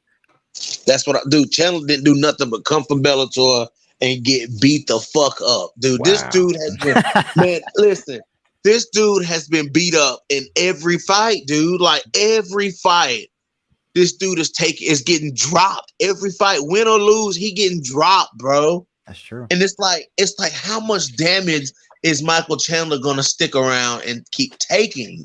You know what I'm saying? Like, I mean, like, Michael Chandler, I get like his style is exciting, but man, this dude is getting hurt. Like, he getting hurt in these fights, bro. Like, he's taking a lot of damage in these fights. And and Michael, go. real quick. Michael Chandler, with the wrestling pedigree he has, could be such a dominant fighter, man. He could be, with the strength that he has and the explosion that he has. You know how much it would make my juices flow to see this dude blasting double legs and putting people on their back and dominating them, and you know what I'm saying? Like, he could be doing that, but this dude is standing in the pocket, and he's standing in the pocket with these people like he's a good striker. Like, dude, you are getting power. Yeah, dude, you getting beat up. Dude, you getting beat up in these striking wars that you having, bro. Like, step out of it for a second. My bad. Go ahead, man. No, you good. You do. So yeah, like Chandler, it's almost like he's almost starting to become a victim of his own like success. Yeah, because his success right now is not him winning. His success is him willing to sacrifice his body to give the fans a good fight. Right. That's what he's being successful at. And I'm like, okay, that's a dangerous game though. You know what I'm saying? Because okay, you're making your money, you getting the clout, you getting the status, that's good, but it's not like you're not paying a cost. You are paying a cost for that stuff. I mean, and you're right. He has, the crazy thing is, like you said, he has the skills to fight another way. He doesn't have to fight like that. That's the frustrating thing. So like, that's very frustrating. It is. I mean, it's a little bit different, but like when Lipsky fought Correa, like it was like Zombie Girl. It was just like, okay, we know what this is. It's going to be an exciting fight. You know, let's throw bombs at each other. Lipsky made a mistake. You know what I'm saying? Like that, that wasn't really the way to go about that, and she paid the price. In a somewhat of a similar way, Chandler's kind of trying to play that whole thing, man. He's like, if I can't win, at least I'm going to be exciting. And I'm like, that's not really the best mindset to have. If you don't have to have that, he doesn't have to do it that way. But he's like in that cycle now, and it's going to be hard for him to get out of it now, because like whatever his next fight is, because he's lost 3 fights in a row, 4, whatever it is in the UFC. He's not. Because he beat Tony Ferguson last, but he's like 3. Right, yeah, he's 3-2. Right. So he's going to feel like 2-3. Excuse me, 2-3. 2-3. 2-3. Yeah. The point is he's going to feel pressure to do the same thing again, and hopefully his coaches can maybe talk him out of that. But we'll see. Yeah. All right. Yeah, but he getting dropped.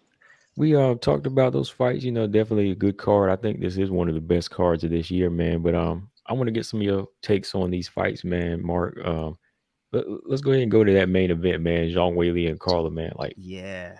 How'd you feel about this fight, man? All right, so this was really good. I'm not surprised that Weili won. I had Weili winning this fight. And BJ made a great point, man. I saw the same thing.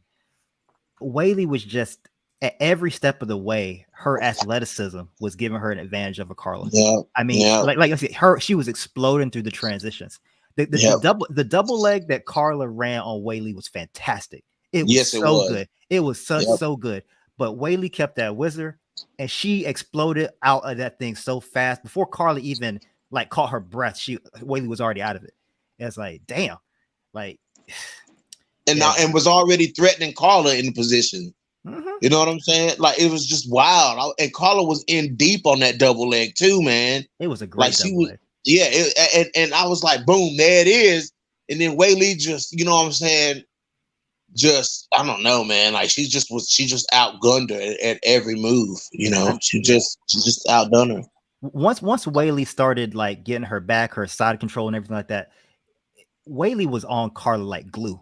Like, she couldn't get away, man. Like, it was kind of like Aljo-esque a little bit, like, you know, like the human anaconda type thing. Like, you could see Weili's strength just in her entire body. It wasn't just her arms, it wasn't just her legs, it was her core, everything. It was just like strangling Carla. She just couldn't get away, man. So no, I mean that fight went how I think it went. I mean, Carla had a moment. Carla, it's not like it was complete one-way traffic.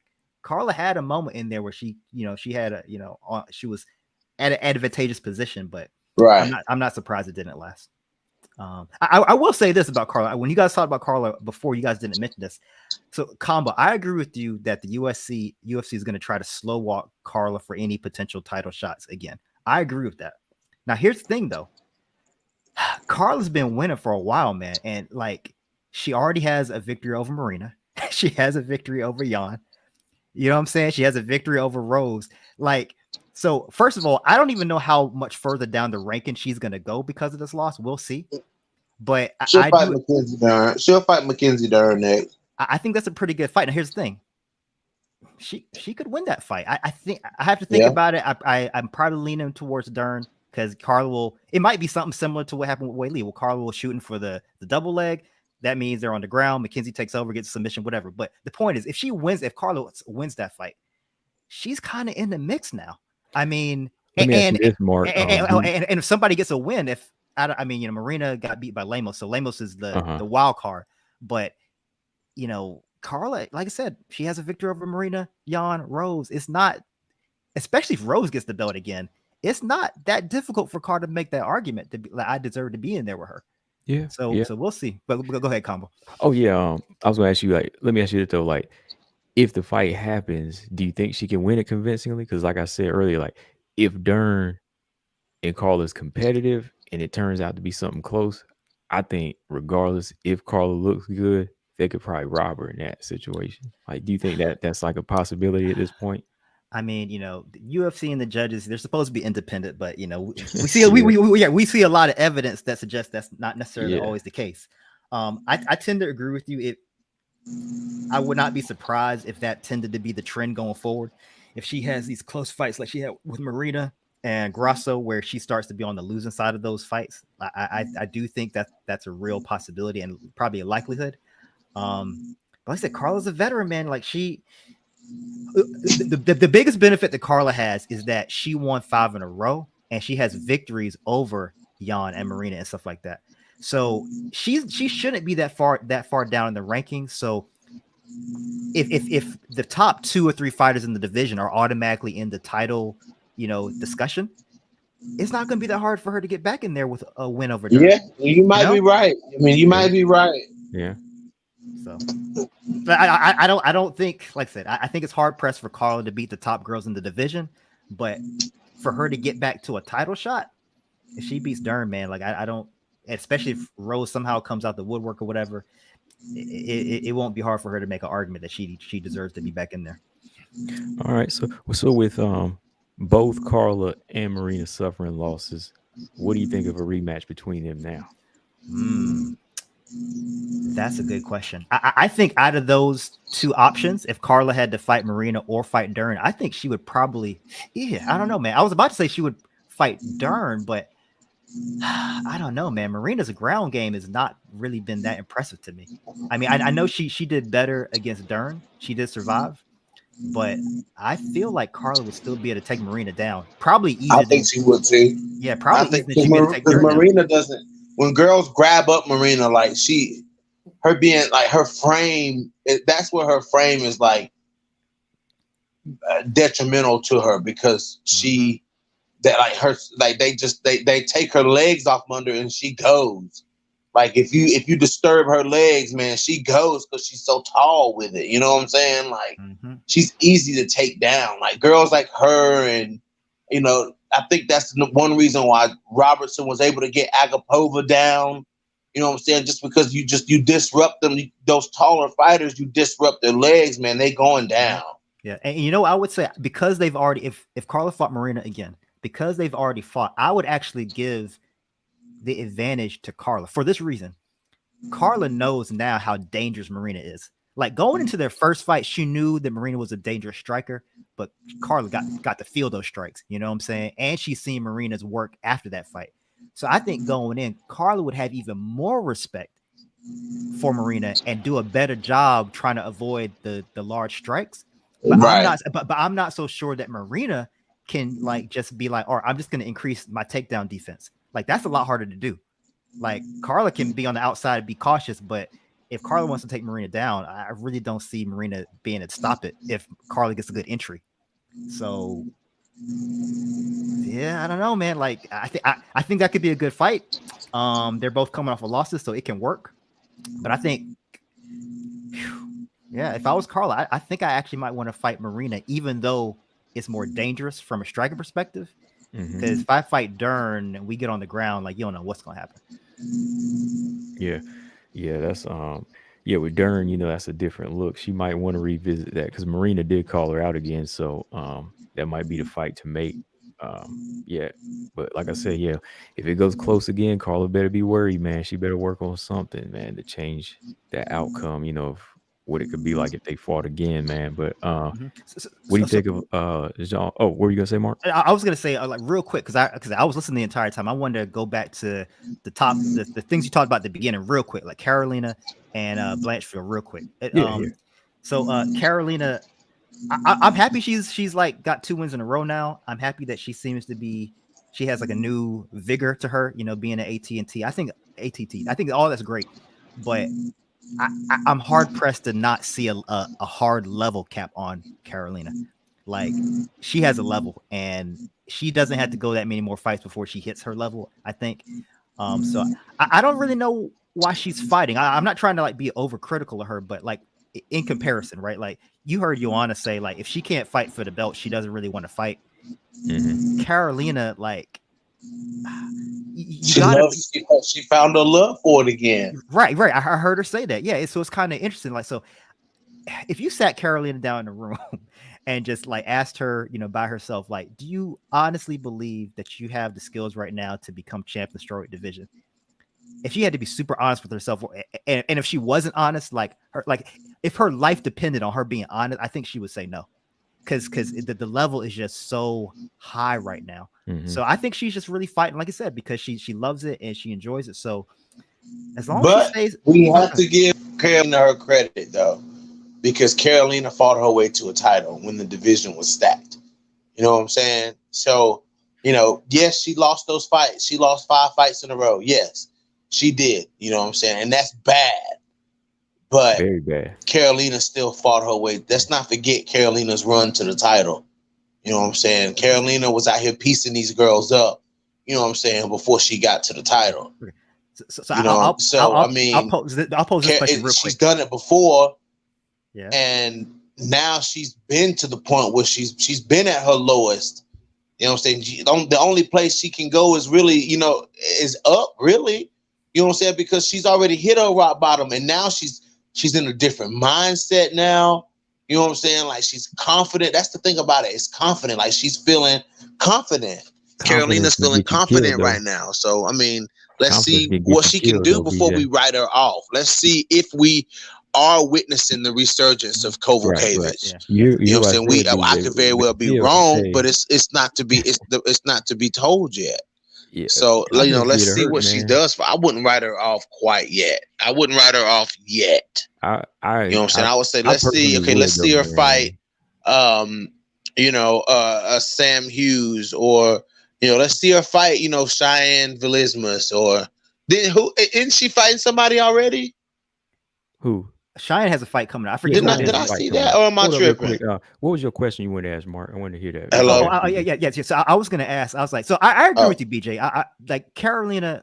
She does have a newfound confidence. She has a new team, so we can see where it goes. But the question was, if she's going to make a run? If she's going to make a serious run, what's like the top 1 or 2 things she needs to change? You're not going to be successful unless you change these things. I think I have an answer, but I want to hear what you guys say. Like, you look at Karolina, if you're really serious about doing this, you got to change this thing. Maybe 1 or 2 things she has to change. I'll start first. I'll say number 1, as a whole, her defense. That's it. Keep going. Okay. Her defense, and let me see. I think her jiu-jitsu to me still needs work. I think it still needs work as far as how she sets up these submissions. She still seems to have a little bit of trouble. She's good at getting ground control, and it's still hard to say how good that ground control is because the level she's beaten is just Felice Herrig and Juarez, So I would say her ground game still needs work, but even her approach to striking has to be a little bit more tactical. It just can't be marching in behind these punches and brawling, I think a lot of that stuff needs a makeover, So I give her credit for getting to the belt years ago, but since then the division's changed so much, and the reason she went on a 5-fight losing streak is because those are the things that she was lacking back then, That's true. I agree. BJ, what do you think? What do you think she has to change? I think he had got pushed out. Okay. Oh, you back, BJ? There you go. Yeah, I'm back. What was the question again? I had to go back out. I had to go out and come back in. Okay. Now you good. I was asking that. I said I agree with you that we really shouldn't write Karolina off too yet. It's too early because, like I said, she does have a newfound confidence. She has a new training camp. So she can make some more progress. How far she can go, we'll see. But she can make more progress than she is. So the question is, if she's serious about making a run, what are like 1 or 2 things she has to change? Like, if you don't change these things, you're not going to be successful in this run you're trying to make. Yeah, she gotta be. I gotta agree with everything Combo said, man. Like, her defense for 1, but for 2, she just got to, she got to stop throwing these blind punches. Putting her head down. Because these girls gonna catch on to it, especially, if she is, let's say she goes in there and fights Elise Reed, not Elise Reed. Elise Reed, the way Elise Reed was touching up, Corey McKenna, with them punches, like she got to be, even a Corey McKenna, or let's say she, Corey McKenna getting there and box her up like she boxed up Kay Hansen, Like, she just got to be careful with those fast fighters like that that's going to get in and out, and get to the punch while she's still standing in the same spot with her head down, throwing punches. and her eyes closed. You know what I'm saying? So that's what I worry about when even Angela Hill might box her up. You know what I'm saying? Like, Angela Hill rocked Amanda Lemos with that elbow. As much as y'all don't want to admit that, but she did. That thing hit the back, man. But y'all don't want to admit that Angela Hill rocked her, though. She rocked her. Right, yeah. So I don't want to talk about Karolina too much. Like I say, I'm taking the conversation backwards because I know you guys already talked about it a little bit, but I'll say this in that regard. To me, it's actually kind of surprising that Karolina has gone this long and hasn't become a more defensively responsible fighter. Because if she was a more defensively responsible fighter, she'd be a completely different fighter. Yeah. And it's like I don't understand how she could go that long, or how her coaches could let her go that long without kind of getting that skill. Can you imagine if she can move her head off the center line just easily? The extreme example is how Izzy can kind of lean back and just get out of the way of head kicks and everything. Can you imagine if she was moving her head like that and she's had the striking ability that she has now? She'd be a completely different fighter. But Andrade and Grasso, which is tearing her up. So I just like, man, exactly. So I'm looking at this list combo. So the other thing I wanted to say real quick, I agree with you that they should not make Blanchfield fight O'Neal. It's too early. I completely agree. The thing is this though, they made Maverick fight Barber. And they made Robertson fight Barber. But Maverick also voiced her opinion about that fight. When it happened, she was like, I really didn't want us to fight yet. Right. They both kind of did. Like Maverick mostly did. She was like, I'm taking the fight, but she was like, they really shouldn't be making us fight yet. They should be waiting for us to go up the ranking. But she was like, there's nothing I can do. So I fight her. Yeah, no, I know. Yeah, I agree. And I think they should have taken the fight because, like they're on the way up. So they got to do it. They got to play well with the UFC. But I would argue that at the time, Maverick fighting Barber was a more high profile, prospect fight than Blanchfield and O'Neal would be right now. Like, I'm not trying to take anything away from Blanchfield and O'Neal. Right now, I think they are the contenders that I'm most excited to see progress. So I think they're at that level. But if you're just talking about, kind of like the clout of prospects coming up, I think Barber and Maverick had more at the time than Blanchfield and O'Neal would have right now. And so I don't have any faith that the USC won't make that matchup. I agree that they shouldn't, but if they make it, I'm gonna be like, that's just how they roll. They've done it before.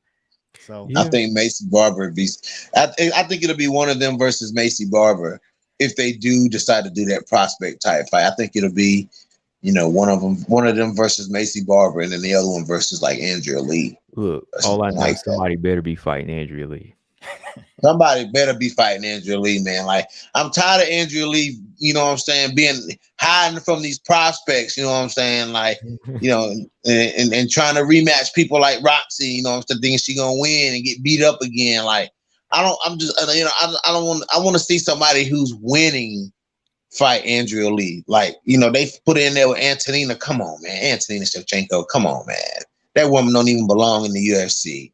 You know what I'm saying? Send her to Invicta. You know what I'm saying? Like, come on, man. And, put her in there with a Blanchfield or an O'Neal, somebody who gonna fight her. You know what I'm saying? I want to see somebody fight. I want to see somebody go after Andrea Lee. Like, I haven't seen anybody go after Andrea Lee. Mm-hmm. Like, I want to see somebody do it. I want to see what Andrea Lee is made of. You know what I'm saying? But what do you think about what do you think about Ephraim said? He said, I think Aaron has a much higher ceiling than Barber. What do you think about that, Mark? Interesting. I would say Aaron doesn't have the power. I haven't seen the ability to just cause like vicious damage with her hands and feet yet. I would like, maybe she hasn't shown it, but I don't see it. She seems more like just a well-rounded fighter whose strength is her grappling and ground game. That's what she. Who that girl she knocked out in Invicta combo? She knocked out Leonardo. Victoria. She knocked Victoria. She knocked Victoria Leonardo the fuck out. Go ahead. Yeah. So I think I probably tend to agree with that. I think Aaron has the skills and the IQ to break fighters down. I don't think Barber can really do that yet. I think Barber maybe she brings more immediate danger. You know what I'm saying? But if you're like, hey, you got to bring your IQ to this fight and you got to take this girl down and like just kind of drown her like she did, like Aaron just did. I think that's a skill set that I think is more conducive to you getting to the title. Like, yeah. So I think I agree with that. I don't know, man. I don't know because, you know what I'm saying? Like Macy Barber systematically beat Montana De La Rosa in that fight, man. You know what I'm saying? Like Macy Barber showed in that fight, man. You know what I'm saying? Like she took a different approach than I thought she would. That me and probably Montana thought she was going to bring to that fight. I thought she was going to fight Montana the same way she fought Miranda Maverick, you know what I'm saying, or Alexa Grasso. I thought it would be more, you know, she would try to make it a stand-up fight, in which I thought Montana would beat Macy Barber in a stand-up fight. I thought Montana would be the more technical striker against Macy Barber. But that clinch work, man, like Macy Barber's clinch work is so slept on. You know what I'm saying? Like she clinched Montana up and put damage on Montana in that clinch. You know what I'm saying? Here's the maybe I have to go back and watch that fight. But when I think back about that fight, I feel like I was more disappointed in Montana than I was impressed by Barber. So I'm not taking anything away from Barber. She did well in that fight, and she did show that she leveled up in some ways. But I think the lack of Montana's performance made Barber maybe look a little bit better than she probably is right now. Okay. Yeah. I think I can agree with that, because the thing I keep coming back to with Montana is she got a loaded gun, but she don't pull the trigger. Right. That's the truth. Does not pull the trigger. She got a lot of guns on her hip, but she just would not pull the trigger. That barrel keep coming at her and just maul her, and she'd be like, click, click. Oh, right. I mean, okay. You know what I mean? So, okay. Gary, he said Montana's not that good, BJ. Uh-oh. I mean, it's not that. I mean, and I can see why he would say that. You know what I'm saying? Because Montana's not showing. We only see flashes of how good Montana is. Like, you know what I'm saying? Like Montana will show up one fight and she'll go after you and take you down and maul you and beat the fuck out of you like she did Lipsky. You know what I'm saying? Like she'll come out. You know what I'm saying? And bite down on her mouthpiece and go toe to toe with Viviane Araujo like that. You know what I'm saying? You'll see that Montana, like you'll see flashes of good shit from Montana. You'll see good long strikes, good precise strikes in the fight with Maida Bueno Silva. You'll see that. Then you see performances like Macy Barber. And it's like, what the fuck is she doing? Like, it's just like she's just very inconsistent. It's not that Montana's not a good fighter. Like Combo said, she's got a lot of guns. She ain't pulling the trigger. If she can't pull the trigger, then I guess it's okay to say, well, she's not really that good because she's not showing us. Yeah, we don't know how good of a shot she is because she ain't pulling the trigger. Exactly. Okay, hold on real quick. Yeah, Mel, I think you misunderstanding here. Look, I'm a day one for Erin Blanchfield. I'm talking like day one. She was like 17, 18. Yeah, Combo been talking about Erin Blanchfield. You're misreading the comments. Like, we're not saying Erin's not ready for Casey O'Neill as far as skill set. I'm talking about build up. There's no need for that fight to happen right now. Let them get into the top 5 for a title eliminator, then we'll talk. I'm not saying I'm not saying she's not ready for them. She's better than both of them, in my opinion, on the ground. Ooh. And now see what you made me do, Mel. Now I got BJ started. Yeah, nah. You get a little too, BJ. You get a little too wild there now. I feel my bad, BJ. I mean, I'm riding with Erin Blanchfield too, but I'm not gonna go as far and say stuff like that now. You know what I'm saying? Like, because I can argue that Casey O'Neill is better on the feet than Erin Blanchfield. If you're saying that Erin Blanchfield is tighter than Casey O'Neill on the ground, then Casey O'Neill is tighter than Erin Blanchfield on the feet. You know what I'm saying? I mean, it's just it's pushes and pulls to each one. Like, yes, she may be better on the ground, but Casey O'Neill is much better on the feet than Erin Blanchfield. Like, I mean, let's just be honest about it. I tend to agree with that, BJ. I think at least some part of that decision, though, is that Erin hasn't really had to use her hands like that. She hasn't been forced to do it. Her grappling has been so good. She's been able to, But who was the girl she fought? Who was the girl she fought before JJ Aldridge? She fought Alpar. Yeah. Now, when she fought her, she beat her up on the feet. She fought that girl, Erin Blanchfield was landing some hard shots. But man, like after that, dude, like it's just like something disconnected there. Like maybe it's because she's fighting better strikers than Sarah Alpar. You know what I'm saying? But I mean, I don't know, man. Like it's just like she just isn't as confident in her striking as she was in that fight. And that fight was tearing her apart, man. Erin Blanchfield was an unstoppable object coming forward. I Like don't she think come it's that forward and she's she not. say what? I don't think it's she's not confident. I mean, when you're dealing with a striker like JJ Aldridge, her striking was all around better than Aaron's at the time. You know what I mean? Like, even now it might still be a little bit better, but I think she made the right adjustments to make it her But kind of fight. punch selection and technique Casey O'Neill is much better. Like Casey O'Neill throw combinations, ending them with leg kicks, straight beautiful jabs, 1-2s, overhand rights. I mean, Casey O'Neill is much better punch selection. Offense, I'll give Casey O'Neill that, but I think Aaron has a better tactical way to use her striking to get what she wants, like takedowns and not getting into a brawl. She'll use punches to get a takedown, and Casey O'Neill does that too. She'll throw a jab and grab a leg. I think Aaron does it better without getting busted in the nose. Aaron certainly seems a little bit more surgical with it. I would use that adjective. Her mind it's very clear that her mind is leading her body. You know what I'm saying? Like she knows what she's trying to do and she has a plan to get there. Casey seems a bit more like freelance, with her fighting style. Yeah. Mm-hmm.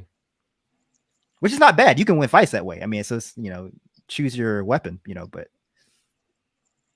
Casey's got better. Casey's ground and pound, though, is much better. Casey wins a lot. Erin Blanchfield hunts for the submission versus Casey O'Neill. If the submission's not there, like she'll work her ground and pound. Like they're just different. Like they're not the same fighter. Like just because one does this way and one does this the other way, it doesn't make one better than the other. Like they're just different.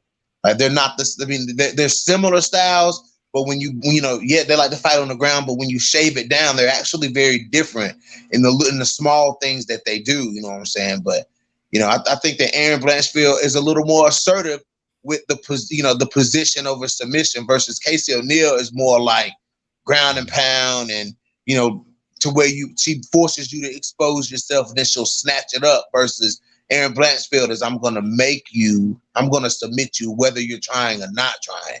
You know what I'm saying? Like it's just a different approach.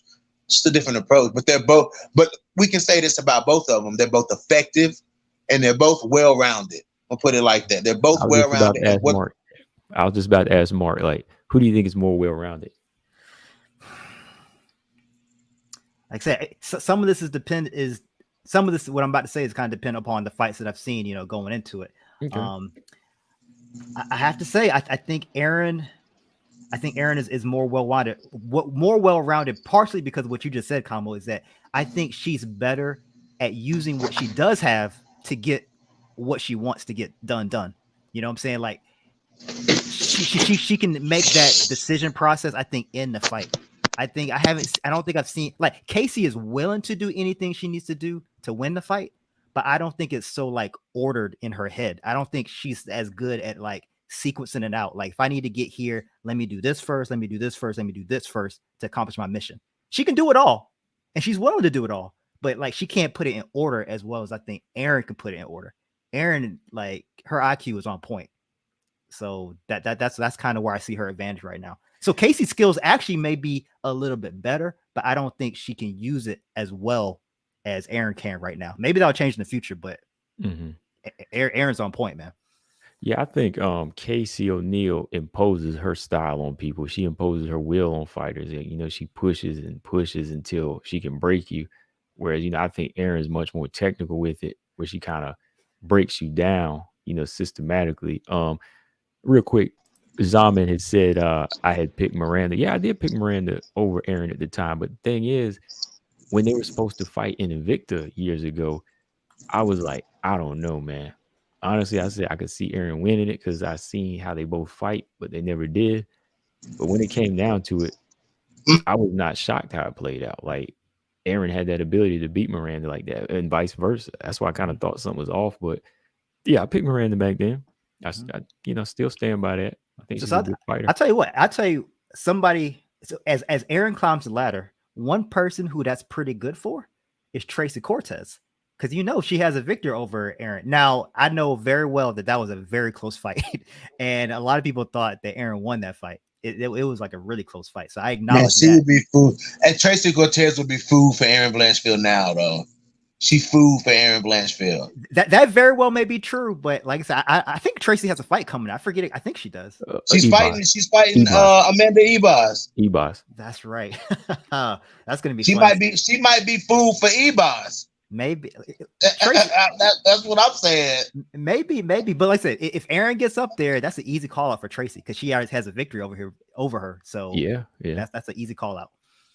Combo, did you get that screenshot I sent you today? Hang on. I haven't really checked IG today. Hold on for a second. What was up with that list, dude? They had like top 15 and then some outliers. No, you didn't send it to me. Oh, I thought I sent it to you. They had the top 15 and then they had some outliers. Like, I guess they were 16th, 17th, 18th, 19th ranked. You know what I'm saying? And because they had the top 15, then it was like in the queues, like waiting, pretty much means like waiting to take somebody's spot, or, you know what I'm saying? They had 4 fighters listed. And I was like, that's kind of interesting.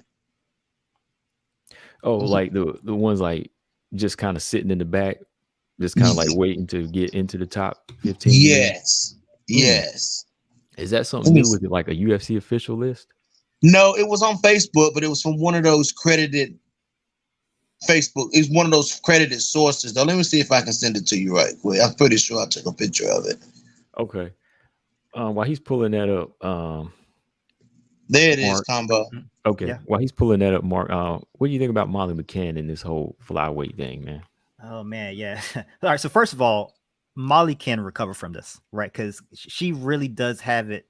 Even though in those short 2 fights, I mean, she's been fighting longer than that, but those 2 like amazing finishes that she had, it's amazing that it only took that for her to almost build a different type of brand for herself. She's now this exciting fighter that is going to, basically she's doing the Michael Chandler thing. Like she's kind of in that zone where it's like, you just want to see an exciting fight. If Molly's fighting, you know, it's going to be exciting. So I don't know where Molly's head is at. Like she's a little bit different from Karolina, but it's kind of in the same sense that like if you put Molly in a room by herself and ask her if your life depended on it, be honest, do you think you have the skills that it takes to get to the title and win? I think she would say no. I think she would say yes, because Molly has an unwavering confidence in herself, dude. Like that unwavering confidence, you can't break those type of fighters, bro. Okay. So I can see that. Like I'll be more precise. If you ask her, do you have the skills to do it? I think she should say no. If you're like, do you have the heart to do it? The answer would be yes. So I agree with you. Yeah, like she won't go in there with doubt, but like skill wise, like if you gave her the option to separate it between skills and heart, if you pushed her on the skills, man, I'm like, nah, you're not at that level. You're not. Santos destroyed her. I mean, I mean, it's not like Santos just finished her like in the first minute, but as Combo said, the strength and the grappling of Santos was just too much. When Molly finished that fight, I'm telling you, man, I looked at Molly's face. In my perspective, it's like what she was saying with her face was like, I felt like I just fought a man. That's what it looked like when I was looking at her face. She looked so exhausted and so overwhelmed. She was like, what the hell just happened to me? Well, she don't have no ground game. Molly ain't like Molly took down Ariane Lipsky and then thought she was a grappler. Like, you know, you put Ariane Lipsky on her back, you can beat Lipsky. You know what I'm saying? Like, you know, I was there for that fight. That fight was in the town I live in. You know what I'm saying? So, you know, I watched her beat Lipsky on the ground. And I was rooting for Lipsky in that fight. You know what I'm saying? Hoping Lipsky could get a good knockout. But, man, Molly took her down and did really not much with it. You know what I'm saying? Just, you know. So you know, I won't, you know, die on that. I won't, you know, try to die on that hill, because you could be right. Molly might answer different. The point is that I don't think Molly. I think if Molly, let's say in the future, can just have exciting fights, and you know the crowd goes crazy. If she's not if she's not rapidly climbing the rankings, I don't think it's gonna bother her that much. Like she's kind of like enjoying this like newfound fame that she's having, and nothing's wrong with that. So Molly was disappointed clearly because she got just outclassed, but she still has her heart. She's still gonna like be excited to go back. And honestly, this might actually changed Molly's approach a little bit, or at least like she got really humbled. You know what I'm saying? It wasn't even close. So she might go back to her team and be like, yo, this cannot happen again. Let's fix this. Right. And that would be good for her if she can do that. Yeah.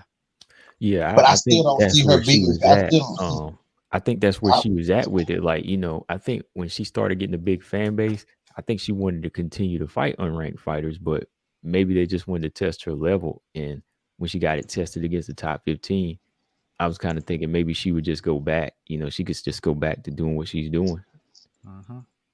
You know, it's kind of like Roxy, kind of like Roxanne. Like Roxanne never wanted to fight for the belt. You know, I think deep down Molly can keep doing what she's doing and just have the fan base. Like the way her crowd cheers, you would think she has a belt, and I think that's enough for her. She could be like a Cub Swanson. Yeah. Yeah, and if the UFC matchmakers, I mean, this wasn't a bad fight, but I mean, clearly Molly wants to bang. Molly doesn't want to have to worry about being taken down and being submitted. She doesn't really, if she would prefer not to take that type of fight if she could not do it. Not only because that's not her strong suit, but it's also not as exciting for the fans. Right. So she would prefer to fight somebody who wants to bang. So maybe the UFC might try to, you know, progress Molly a little bit different because of this too. Because this, you know, again, Molly can recover, but that was not a good look for her. You see the screenshot that you got up right now, Combo, right? That's not a good look for Molly. I was trying like to choose the most, you know, well, no, I was, every one of them looked bad. So it was just like, you know. Right. Every one of them looked bad. Yeah, man. Now, but you know, though, Molly gets a lot of credit though, man, because she really, really tried to survive, man. She could have tapped way earlier than she did. So that also kind of, you know, raised her brand a little bit with people like, if you lose, you know, lose in exciting fashion, go out with blazing glory, you know. And so you could see the warrior in her heart, but it was a smart thing for her to tap. Aaron was going to break her arm, man. So. Oh, I got a question for both of y'all. How do you think, it was from the chat, Mel said Lauren Murphy pieces up Casey O'Neill. How do you feel about that style matchup if that happens? Ooh. I didn't even think about that. The thing about Casey O'Neill, though, you know what I'm saying? The thing about Casey O'Neill is Casey has nice long strikes. You know what I'm saying? Like, you know, and if Casey fights smart, you know what I'm saying? Like, I mean, so with somebody like Lauren Murphy ain't the best boxer out there. You know what I'm saying? Like, you got to throw sloppy, ugly punches, or like Misha Tate was doing, to get pieced up by Lauren Murphy. But somebody that sticks in there with Lauren Murphy, it can make it competitive with Lauren Murphy. Like, it could be a good fight. Like, that could be a good fight. You know what I'm saying? Like, I mean, but, you know, I think that Casey O'Neill would have the speed advantage. Lauren Murphy would have the power advantage. It would make for a good fight. But I don't think that a fight with Casey O'Neill and Lauren Murphy would take place the same way Roxy and O'Neill did. I think Casey O'Neill would, it would turn into like a clinch. It would be a clinch fight. There could be some takedowns in there. Like, Lauren Murphy is a big, strong girl. You know what I'm saying? But Lauren Murphy ain't no pushover either. But Lauren Murphy going to be a hard fight for Aaron. She's going to be a hard fight for Casey O'Neill. You know what I'm saying? She's going to be a hard fight, you know what I'm saying, for Macy Barber. Like, she's going to be a hard fight for all these young girls. You know what I'm saying? Not if, but when Jillian Robertson gets in the top 15 rankings again. You know what I'm saying? That's a hard fight for her. It's a hard fight for anybody. Lauren Murphy is a hard fight for anybody. Yeah, like so I mean, Lauren looked terrible against Valentina, of course, right? Oh yeah. But I have to say, man, like, she probably looked the best I ever saw her against Misha Tate. It was weird seeing her. Like, I was like, where were you? Who is this person? Like, right. Exactly. I was like, where was this last fight? Like, she showed none of what she showed against Misha Tate against Valentina. So that was just a weird thing for me. But I'll say this, man, like, Lauren Murphy, she's tough, man. And the thing is that, you know, Casey O'Neill is tough.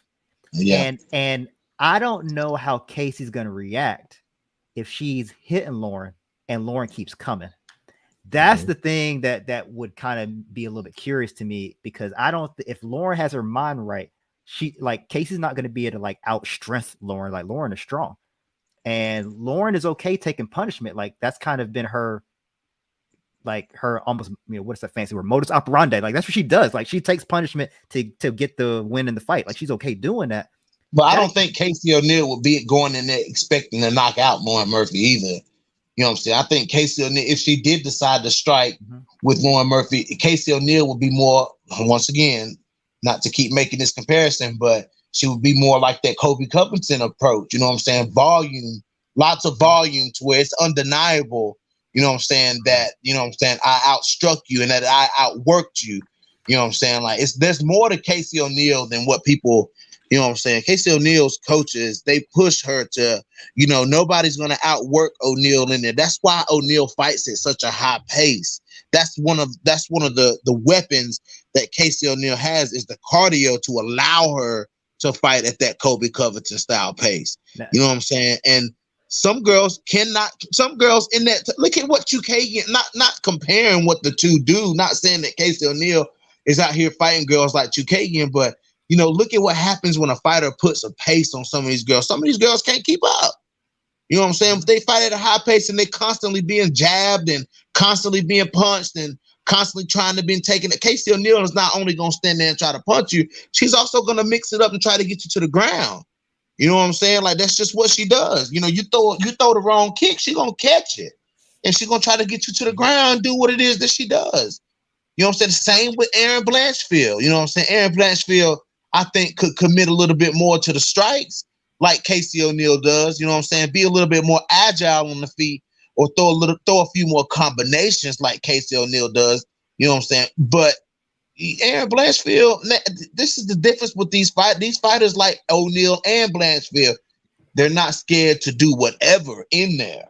You know what I'm saying? That's why I say that they're well-rounded fighters, because they can do both. If it turns into a striking match, Casey O'Neill will stand and bang with you.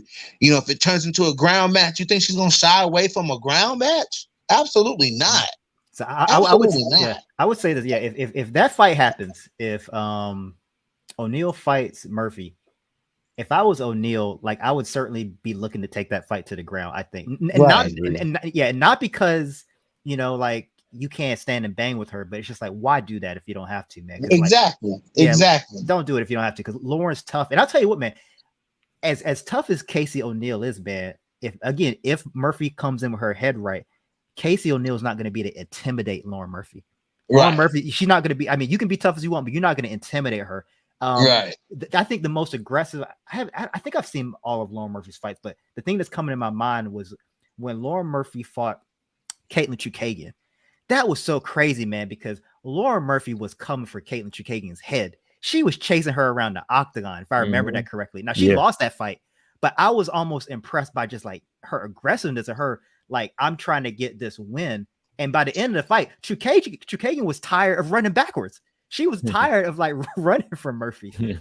So, but Lauren Murphy Lauren Murphy also gets stuck into a mode kind of like Jennifer Maia does, where it's just kind of the same techniques over and over and over.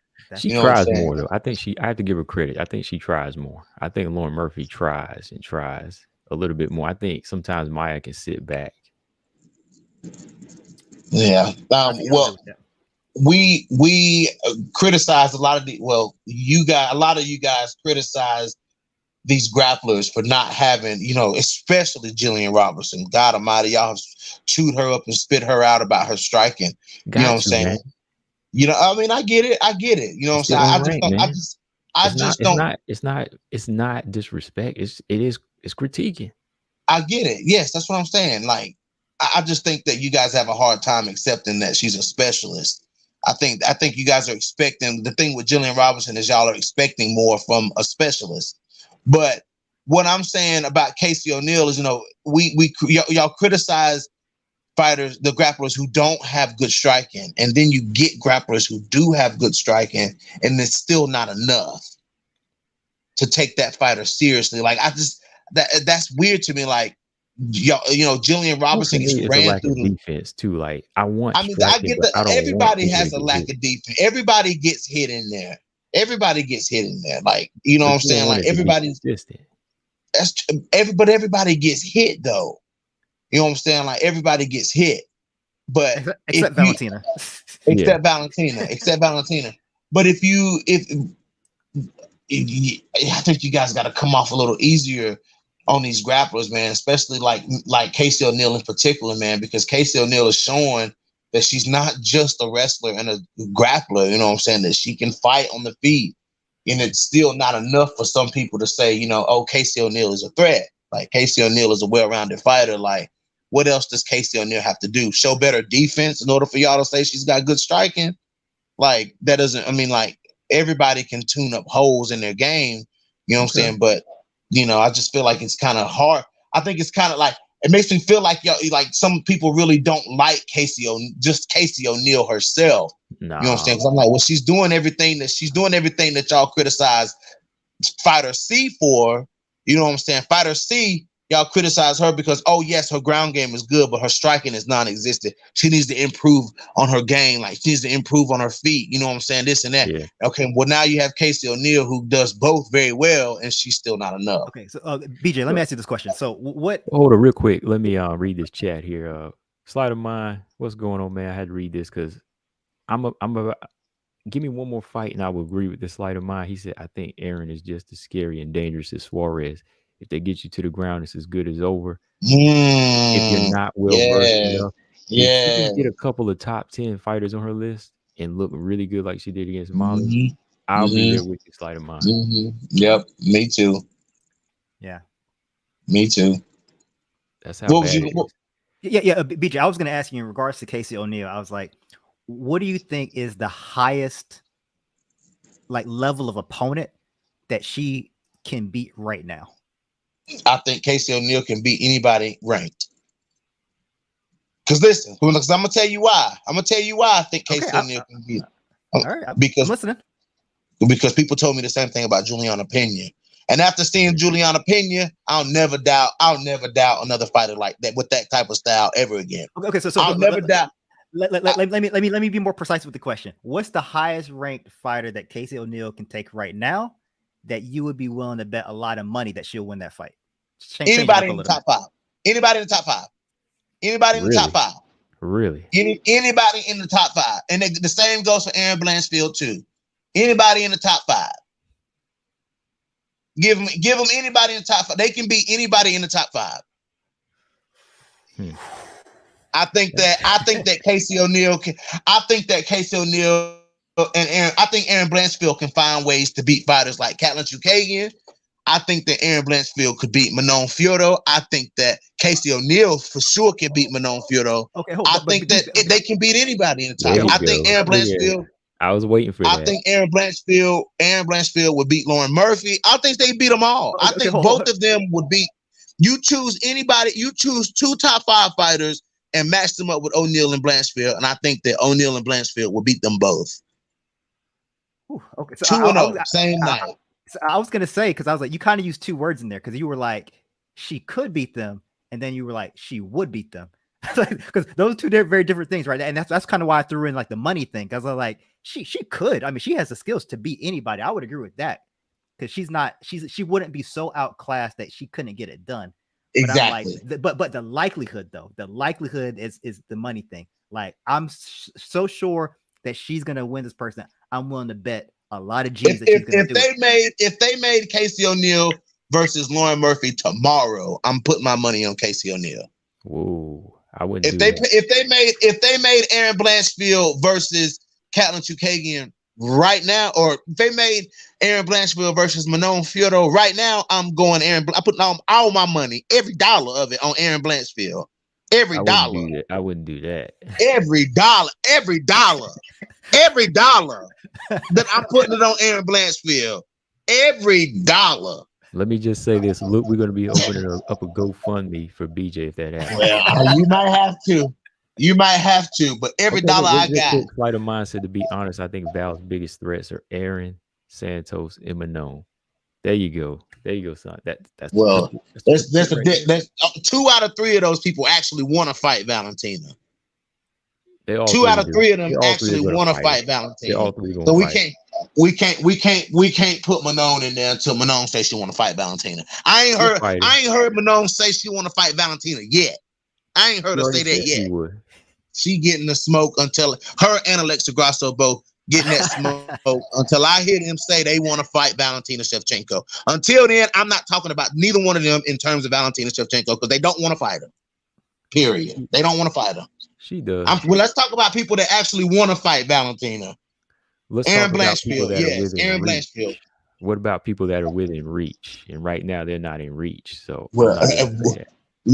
listen. Within reach or within teach, the ones that are within reach either then had their ass whooped by Valentina already or don't want to fight her.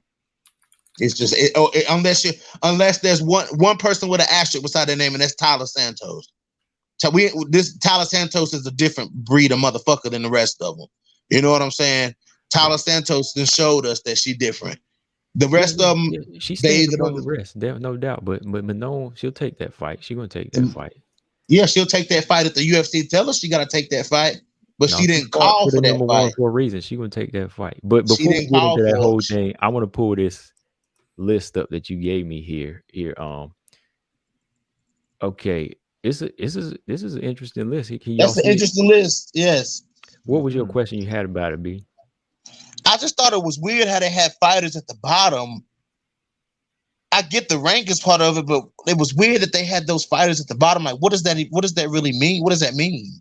Well, that's how I always see it myself. Like, I think they're the ones queued up for, like, in line for the top 15 spot. Like, if one of them, I think that all of those fighters are going to be fighting ranked fighters in their next fight. No, I think they're like queued up for like whoever gets an impressive win. Right. They get lined up. Yeah, they can either do like you said, fight a top 15, or if they get an impressive win, they shift whoever's at the 15 out and they come in. So you got Jillian, Montana, Gatto, Moreau, and Jake. That's like the best of the best out of the unranked, man. Right. So they still got their chance, but this is a big change. So Miranda's in the top 15. Okay. Yeah. So they're gonna switch this thing up. I was gonna say that I'm happy to see, again, no hate towards O'Neal, but I'm happy to see Blanchfield above O'Neal right now. And like I think that if you go on the USC's website right now, they still have the old ones, and I'm like, why is O'Neal above Blanchfield? And I was like, why is she above Barber? It just seemed weird to me. But I'm glad they give Barber her top 10 spot back. She's back at she's at number 8 now. They ain't playing. Yeah, so Barber at number 8. Might be fighting Arujo, and now that's what I'm saying.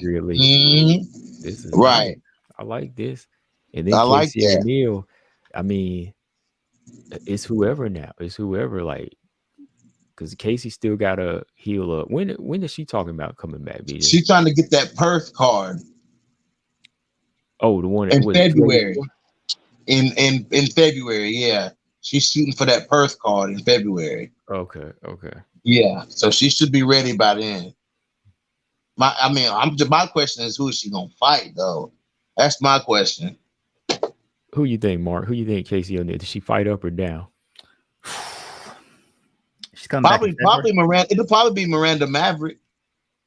Yeah, that could happen. It'd probably be Miranda. I'm thinking Miranda Maverick. Yeah, coming back from an injury like that, I kind of would prefer her to fight down. So, yeah, that could be a good fight. Go in there and tune up Miranda Maverick right quick. O'Neal talking about moving down to 115. What do you think about that?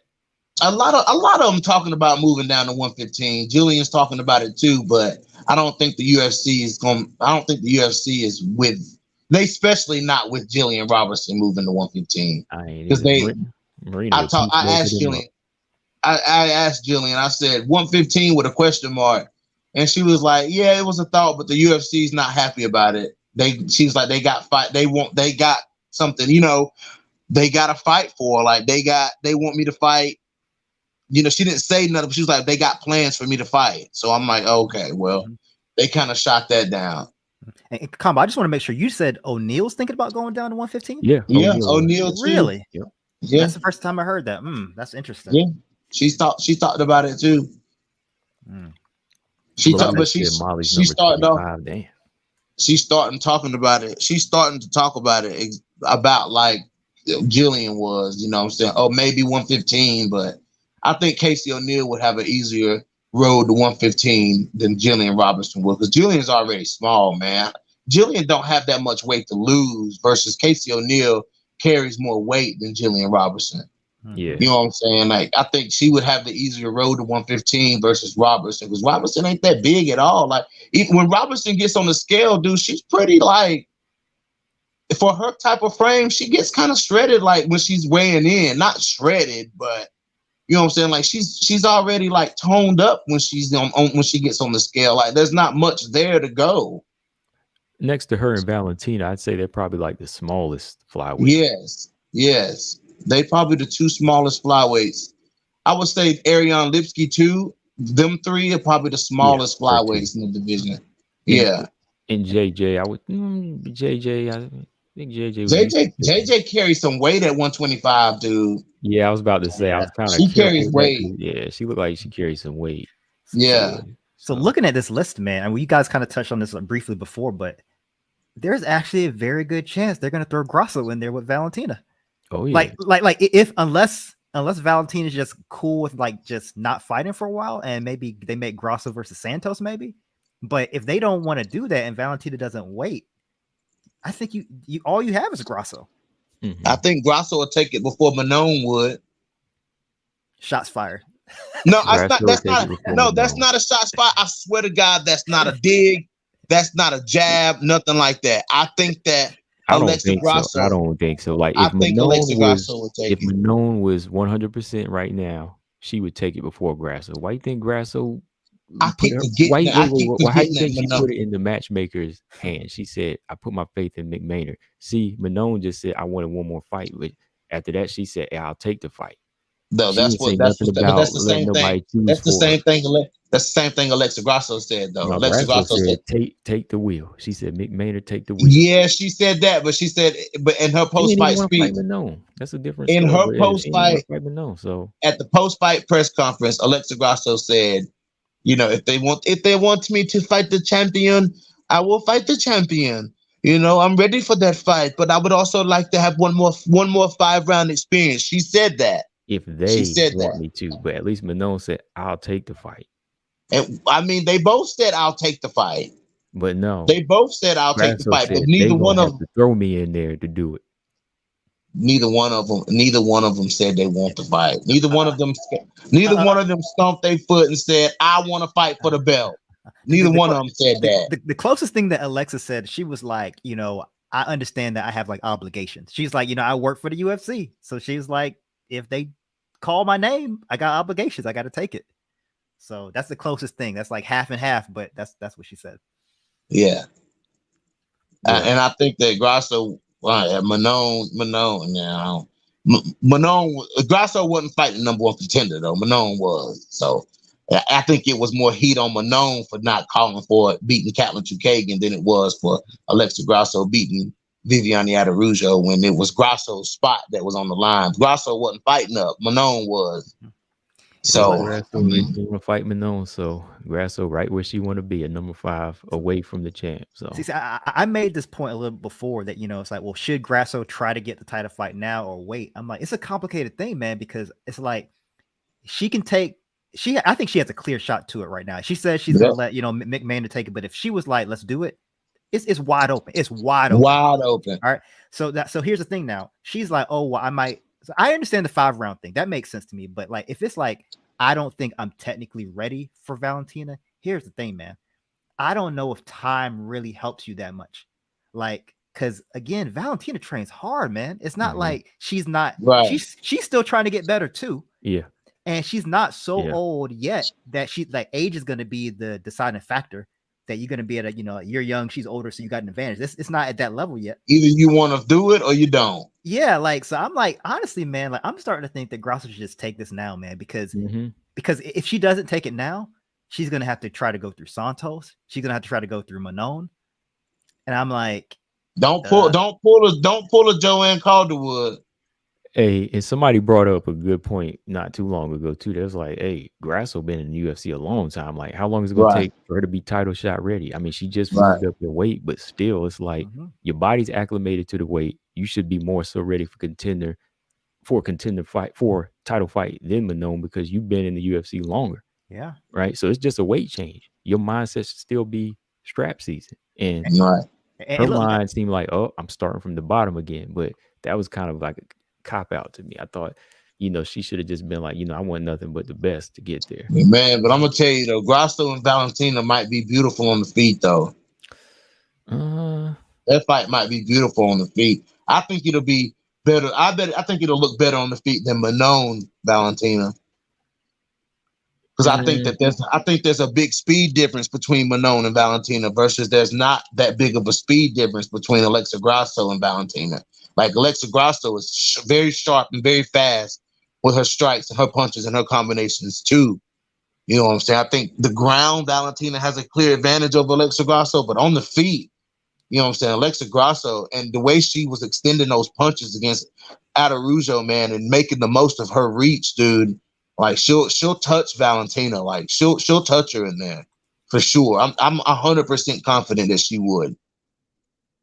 I don't know. I'm trying to think like what's the highest level Muay Thai that Grasso has ever seen? I'm trying to look at her record right now. Like she fought JoJo for like a minute. She beat the Muay Thai out of JoJo. She beat the Muay Thai out of Joanne Calder. JoJo touched her. JoJo was. And she beat the Muay Thai.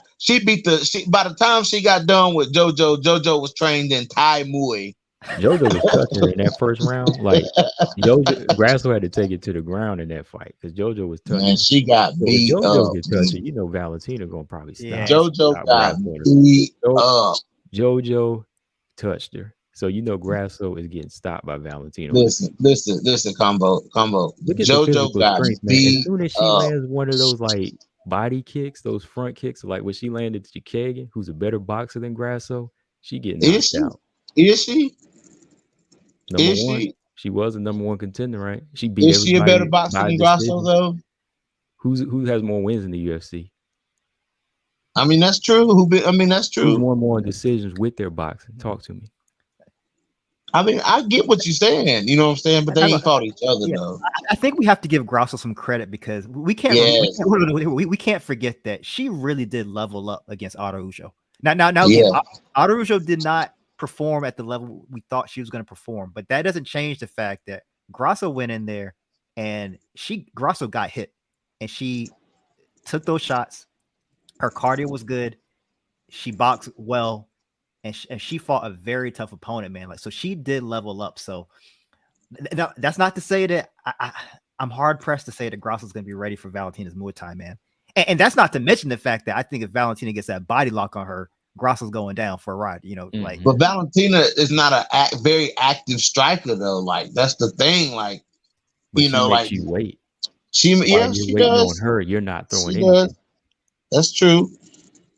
That's true. Her timing is that good. Her timing is perfect, almost perfect against these girls. So like you're sitting there fainting like Tyler Santos was, and while you're waiting, she's cutting you down to the body with that front kick to the right to the stomach, or she's landing that straight left hand, and all you can do is just take the shot or back up. See, that's another thing. Grasso doesn't really have kicks. Now when she fought Araujo, yes, she does. She does. No, I was gonna say when she fought Araujo, she threw more high kicks than I ever seen her throw. I was like, whoa, where did that come from? I wouldn't say Grasso doesn't have kicks. She doesn't throw a lot of head kicks, but she throws a lot of leg kicks. Like she ends her combinations, just about every combination, she ends it with a calf kick. I have seen her game change in that way. She didn't always do that. She used to be she didn't always do that. No, she didn't always do that. Yeah, but you're right though. She's getting that into her game, so that's good. I'm just like. Just Valentina got the hands and the feet. Oh yeah, and I'm gonna say this too. I don't know. Go ahead. I'm gonna say this: if Carla can land a clean right hand consecutive times on Carla Esparza, on Grasso. Hey, Carla Esparza lands that on Grasso, then you know what Valentina's gonna do. Juliana Pena landed on Valentina. So what you saying? Juliana Pena hit Valentina clean too. She did. So I mean, what's the point? Like, what is that? Won the fight. Valentina won the fight, but she still got hit clean. Valentina still got hit clean by Juliana Pena. So she wasn't supposed to on paper. Yeah, Valentina made the adjustment, won the fight. Mm-hmm. But at the last second, Carla. She didn't make a right adjustment in that fight, and she lost. Man, Valentina won that fight. Valentina landed on Valentina won that. Then that tells you somebody with good timing like Valentina is going to be able to time the speed of Alexa Grasso. Valentina couldn't do nothing with Juliana Pena on the feet. Different Valentina won that fight on the Wait a ground. minute. Juliana Pena beat her up Juliana on the Pena was feet. not outstriking Valentina. I had to rewind what you said. No, she was winning in the clinch. Hold on now. You trolling now. How was she winning on the feet? Dude, she was beating Valentina up in that clinch, bro. On the feet, though.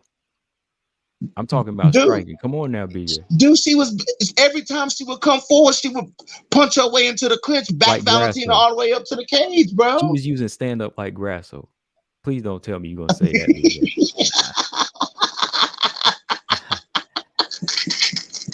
Please tell me you're lying, BJ. You trolling right now. I'll give Pena the fact that she landed those knees in Valentina. Like Valentina couldn't take much more of those knees, man. She hit Valentina probably 15 knees, if not 20. She was kneeing the hell out of Valentina, and Valentina was like, I can't take this much more, so she got out of there. But yeah, but I gotta get with Combo. Like it wasn't like they were like one more time, BJ. Was Pena winning the range battle? Was she winning the range battle? Tell me, please tell me. Nah, man, there wasn't much range fight going on, man. All right, I was gonna say, BJ, you're gonna have to retire your channel if you do that, man. I had to get in there with you on that one, bro. So when I think about Grasso versus Shevchenko, man, like the thing is, man, like Shevchenko's been fighting high level opponents for so long, man. I'm like, she fought Holly, she's fought Amanda twice. I'm like, is there anything that Grasso's really gonna like put in front of Valentina that Valentina's gonna have like a serious issue with respecting? You know, I'm like, so somebody put in the chat said that Grasso will probably be the fastest person that Valentina's fought in a long time. I tend to agree with that. I think that's true. Yeah, that is true. That's true. That could change things up, but in terms of like just power and being like needing to respect opponents, like how dangerous Grasso is, I don't think Valentina's gonna be like, I'm fighting a dangerous girl. I don't think she's gonna respect Grasso, but I don't think she's gonna have that. Not after the fact that she's fought Amanda twice and fought Holly, like these big girls. I'm like, Grasso's gonna be like, oh, you my size. I'm good, you know. I want to see. I don't know, man. I just think how Grasso reacts to them leg kicks from Valentina, like just how she reacts as soon as she feels that power. That's one of the things I'm curious to see. If you take the legs away from a boxer, that's everything. Yeah. So it doesn't take long, man. She hits a few good ones. It could really affect Grasso significantly. We'll see. Grasso might put her body on her. She might put clinch up Valentina. You know what I'm saying? What Manon gonna do if Manon get in there? Combo. What Manon gonna do? That's the question. She's bigger. She's the number one contender. She's the number one contender. What's she gonna do? She's bigger and stronger than her, so she could actually use her physical strength on her. You know, and she works on her wrestling like she's supposed to. She got that size like Tyler, so she should be able to body Valentina. And I'm saying she should be able to because she's big. I'm not saying it will happen, like you saying Casey O'Neill can beat Valentina, but you know, Manon has the tools to actually go in there and be a physical presence on her. Oh man, you trying to hypnotize me, dude. You trying to hypnotize me, bro. You trying to, bro. I gotta look away from the light, bro. You gotta chill with that, man. You gotta chill with that, bro. So I agree with Combo that the size and the strength is going to be an advantage, because I do think that's, if Valentina has a weakness, if you can get close to her, you can close the distance. You can enforce your size and strength on her. But like I said, with that size and strength comes a cost. You're not going to be as fast. And that's my concern with Manon. I think the speed difference is going to be so significant that, honestly, man, Manon might not even touch Valentina. I'm not exaggerating. Manon gets hit clean. Like, that's the thing. Like, you know, and y'all say this thing, oh, BJ, Casey O'Neill. I was gonna say Grasso gets hit clean, because you try to make it sound like she won't get hit clean. She gets hit clean. But Grasso's chin ain't up in the air when she gets hit clean, though. But you saw not Tatiana, what was her name? Vivian move her 2 times with 2 big shots. Yeah, but her chin wasn't up in the air like Manon's was, throwing blind hooks. It didn't have to be. Grasso wasn't in that throw. Listen, when Adarujo caught Grasso, it was a legit catch. It wasn't because Grasso threw blind looping punches and shit like that. Like, it wasn't because of that. Manon, you want to talk about Casey O'Neill being sloppy on the ground. Manon gets sloppy on the feet. She makes a As mistake. the course of the fight goes on, Manon's stand-up gets very sloppy. Casey O'Neal's don't. But Manon's does. No, Casey is consistently sloppy. It's consistently sloppy. Whereas Manon, yeah, like I hate you, Cabo. I really do, bro. I hate you, dude. I'm not gonna overrate Manon like you overrate Casey. I told you in videos that Manon does get a little sloppy with hooks. So you're not hurting me. You not hurting me. I always tell you this stuff, man. I'm like, I'm not trying to like overhype. I said she make these mistakes before, man. So Combo, I got a question for you. How would you feel about this? Because I think this is a very possible thing that may happen. Let's say Grasso takes his title shot, all right, and let's say Valentina wins as she would be expected to win. The next fight for the title contention could be Manon versus Taylor.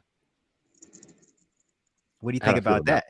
It could be Manon versus Santos because I mean, if because you don't like that, because Santos still has to recover. I agree that she shouldn't come back right towards Valentina. Let her recover. If Grasso takes this fight, that time frame, it seems like it will probably work out. And Manon's #1 contender.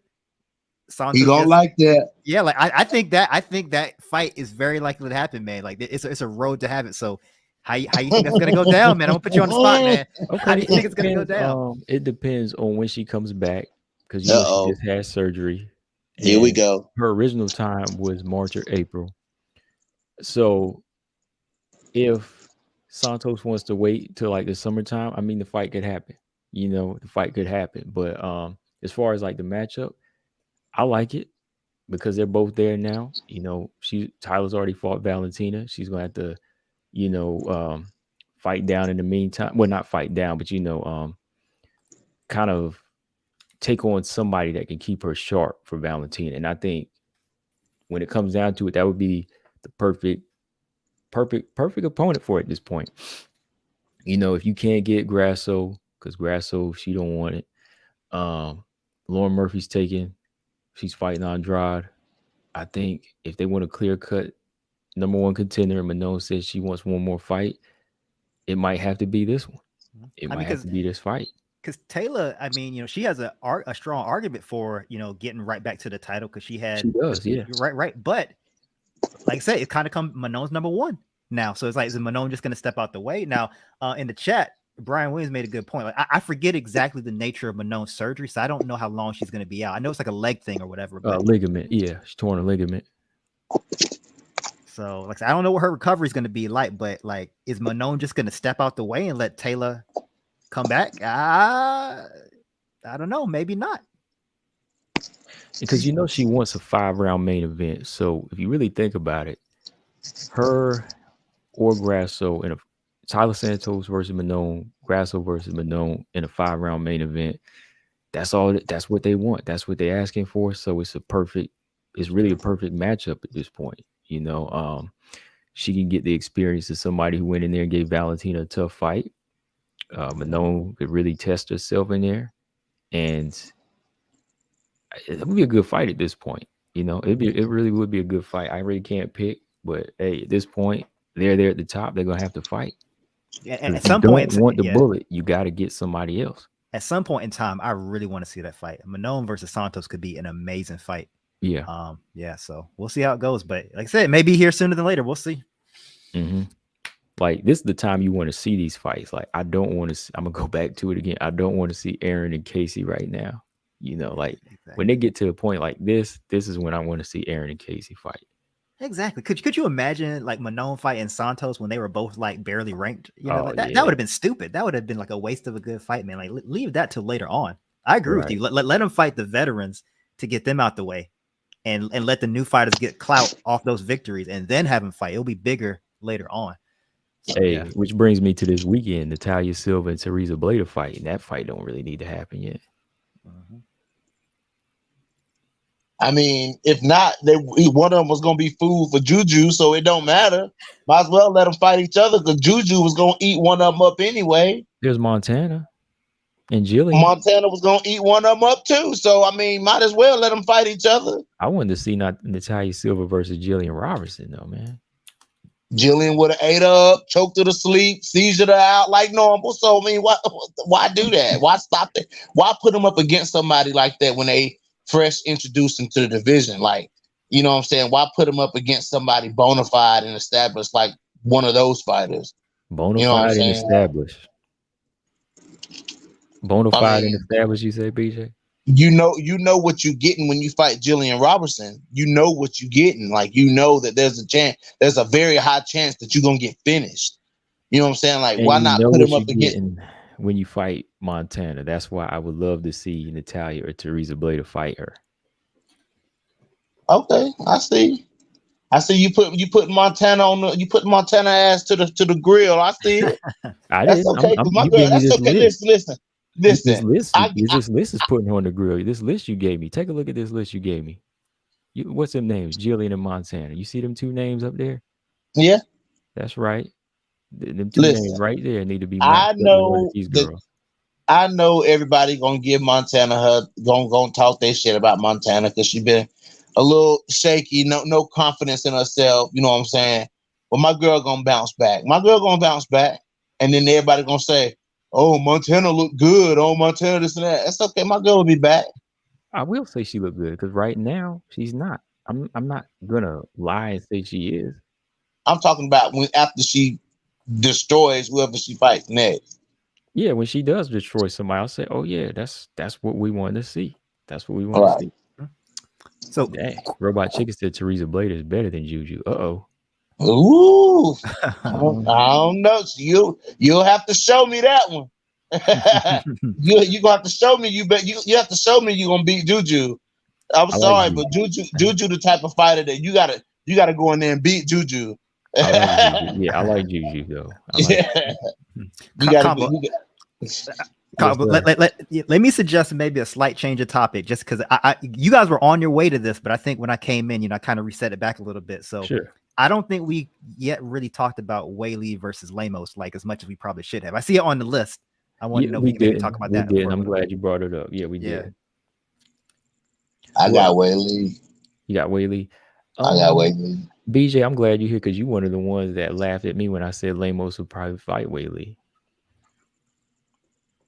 I mean, yeah, you're right. I had to call you. You're right. I can't wait to get him on because I was one of the ones over here, and a lot of people in the chat were getting mad at me because I said Lemos is going to be fighting for that belt. Win or lose on her way up, she going to be fighting for that belt pretty soon because she got the style. And you was one that said Weili would knock her out or she ain't going to even get the Weili. She ain't got the skills. Angela Hill beat her, this and that. And now here we are. Now, I wasn't saying that. What I was saying was the way she got choked out by Jessica Andrade. That's what I was talking about. But you said it back whenever she barely beat Angela Hill, though. You were already she barely beat Angela Hill, bro. She barely, you know it, Combo. You know she barely beat that. Bro, Angela Hill dropped her, bro. No, she didn't.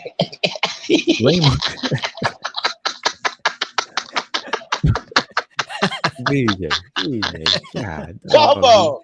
I don't know why it's so hard for you to not give Angela Hill credit for putting that spinning back elbow on Amanda Lemos, bro. But I don't know if you got a problem with Angela Hill or something. Like, I don't know what it is. Mark, did she drop her? Bro, Angela Hill put them hands on Amanda Lemos, bro. She put them hands on Lemos. Right. Mark, did she drop her?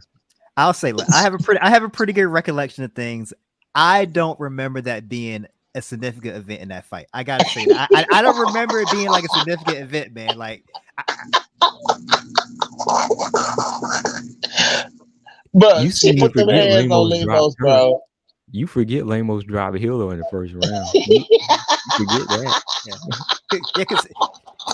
to me, if it's not memorable, it didn't even really happen to me, man. I don't really remember that like happening, So you don't remember Hill putting them hands on Lemos. you don't remember Angela Hill putting them hands. Combo, I'm gonna do a round by round on that fight, Combo. You know Angela Hill put them hands on Amanda Lemos. she won maybe one round and maybe one contested exchange in the third round.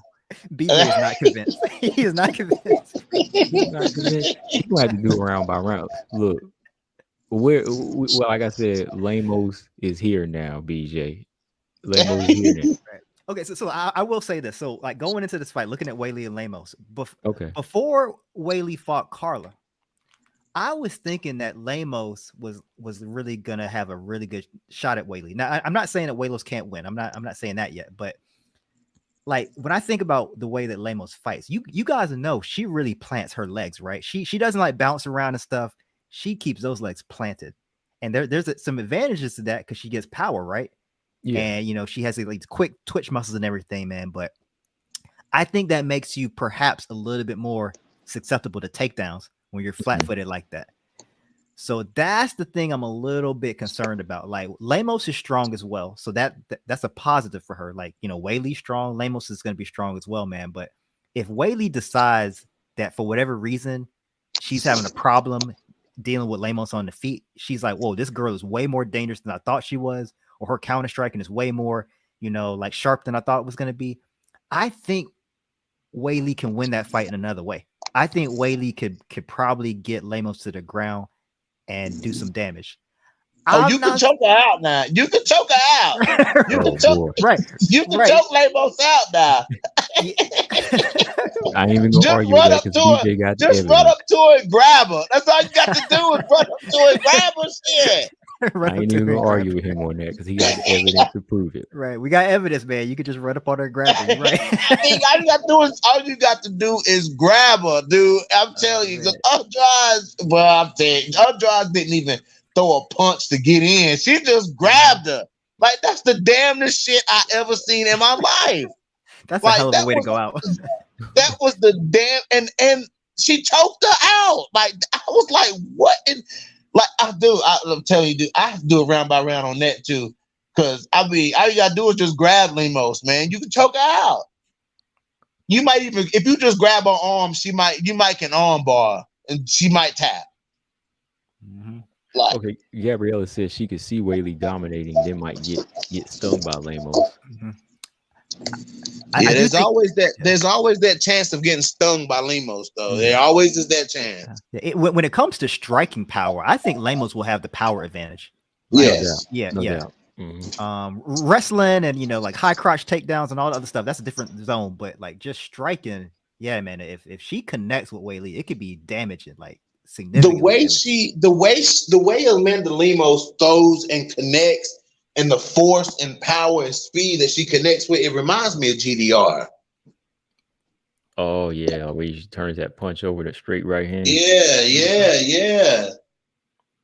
GDR ain't no joke either, man. Like if she could like be a little bit lighter on her feet like that, and you know be in and out with her shots, she would be more of a monster. But going into a Weili fight, I do agree with Mark. Like planting her feet could be dangerous in that Weili fight. Weili's calf kicks would come into play, and now that she's this, you know, solid grappler, she's gonna be wanting to play on the ground too. So yeah, Weili's just got a lot at her disposal. It could be like Nunes versus GDR, you know, for the strawweight division. It really could. I think that's clearly the fight to make, though. I mean, right? I mean, Weili Lemos, doesn't that have to be next? It's got to be, yeah. Robot Chicken said Lemos is dangerous, but Weili is a better fighter, in my opinion. I think she can pull it off as best strawweight champion. Okay. Yeah, I'd have to pick. I'd have to go with this. To be my first time actually going with Weili, but I would have to go with Weili in that fight for sure. I think Weili could beat her. You made your judgment after the Angela Hill fight, so your vote don't count, man. I'm just saying, dude, Angela Hill got a way of making these people look like making them look some type of way, man. You know it. You know it. I know. Yeah, I know. She's the uncrowned champion. She's the uncrowned champion. Yeah, she chaotic in there, man. She's hard to deal with. That's crazy, man. All right, I got a question for y'all here from Gabriella. I'll let you answer first. Running Reedy said BJ losing his mind.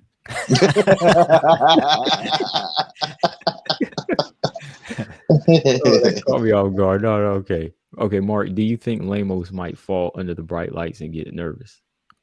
Interesting. That's an interesting question. Yeah. When she fought Andrade, like that was the biggest stage she had ever fought on, I believe.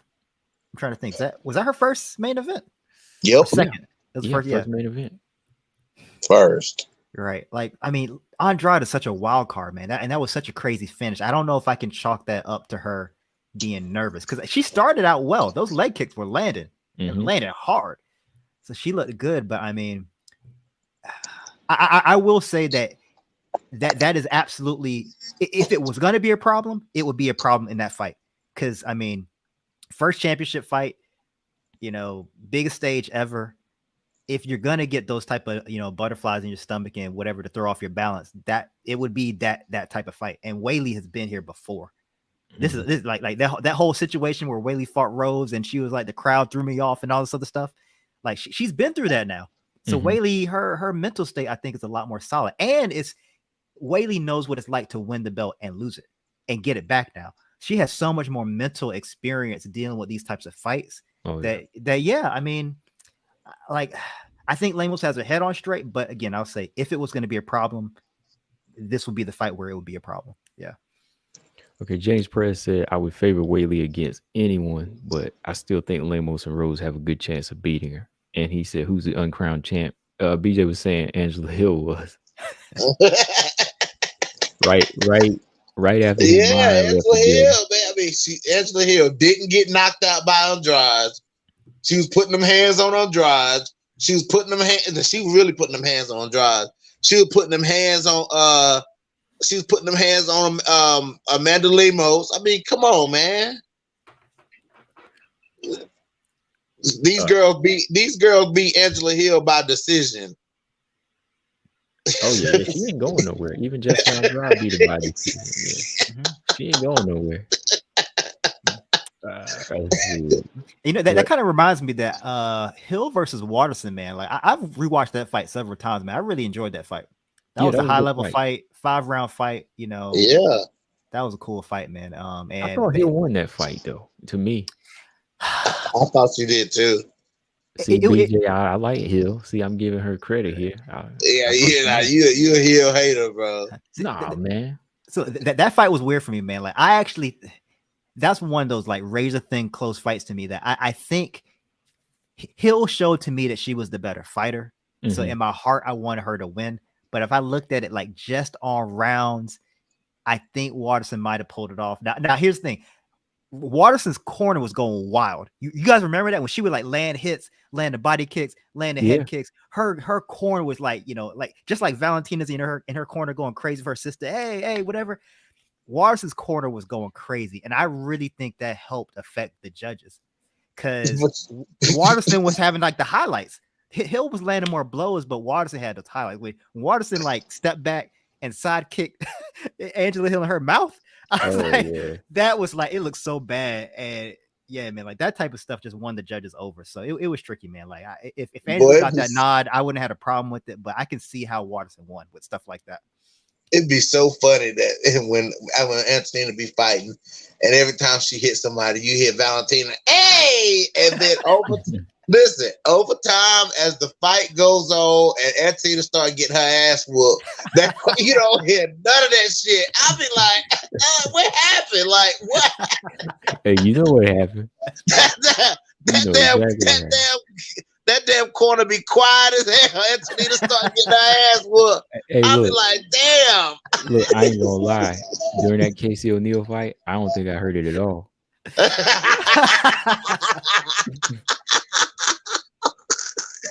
Oh man. Or come to think of it, Andrea Lee. Because remember how Andrea Lee had her in that triangle? That was man. Their mouth wasn't even going to form no A in that. Right. At the first 30 seconds, you hear hey, and then gone. Yo, man, I like that. I'm not saying there's a problem there, but have you guys noticed sometimes if you look at Valentina's Instagram, man, that Antonina's not, she don't really be there. I'm like, look, basically what I'm saying is, man, I think Valentina has earned her vacation.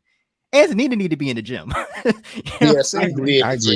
I agree. Yeah, She need to be at the jail. for real. She need to be in the gym, man. So Because you know they have separate lives, but it seemed Yeah. like if they both wanted to be as dominant, they would be joined at the hip up in there. They'd be in there working together. yeah, I mean, because you're right, separate lives, but one coach though. One coach. Right. So I'm like, okay, well, if Paul was with Valentina, where the hell is Antonita? She need to be in the gym because she about to get cut. So Right. I don't know, but whatever. Yeah, you can see the difference. Like what you see on Instagram is translating into the cage. Yeah. You know, I think so. Yeah. And Yeah. it's cool, live your life, do what you want to do. Yeah, Everybody doesn't have to have the same like level of drive. It would be nice, but it's not necessary. So no hate towards Antonita. I'm just saying I that. think Antonina and Valentina just riding the wave of being able to fight in the same organization at the same time for a certain amount of years. Because I mean, Antonina, Antonina, she's just never gonna get there. I don't think it's ever gonna get there for her. Yeah, and she's older too, right? I mean, like Antonita's Yes. like 30. Yeah, she's older. 37, something like that. Yeah. She's up there. And she top 5 125-pound baddies too. Oh, you mean yeah. She top 5 125-pound baddies. Sorry. Oh yeah. She's I think nobody touches when it comes to that. So if she wanted to be a model, she could be. That's what she need to be doing now. Yeah. I mean, she's a pilot too now. So I mean, yeah, she has a lot of other things going for her. So Antonina will be 38 years old November 20th. Oh wow. And yeah, she's up there, man. Oh wow, yeah. And, it ain't a young 38 either, because she's taking some beatings in there. Yeah, like I said, I don't want to speak too much about it because I really don't know. But the sense I get is what BJ just said. Like Antonita's almost fighting in the UFC as like almost like convenience. It's just convenient to do it. Like she likes to do it, keeps her in shape, but it's not like her main thing, man. She's flying planes, she's doing all this other stuff. Like, right. I think she's kind of on her way out, most likely. Yeah, definitely. I think so.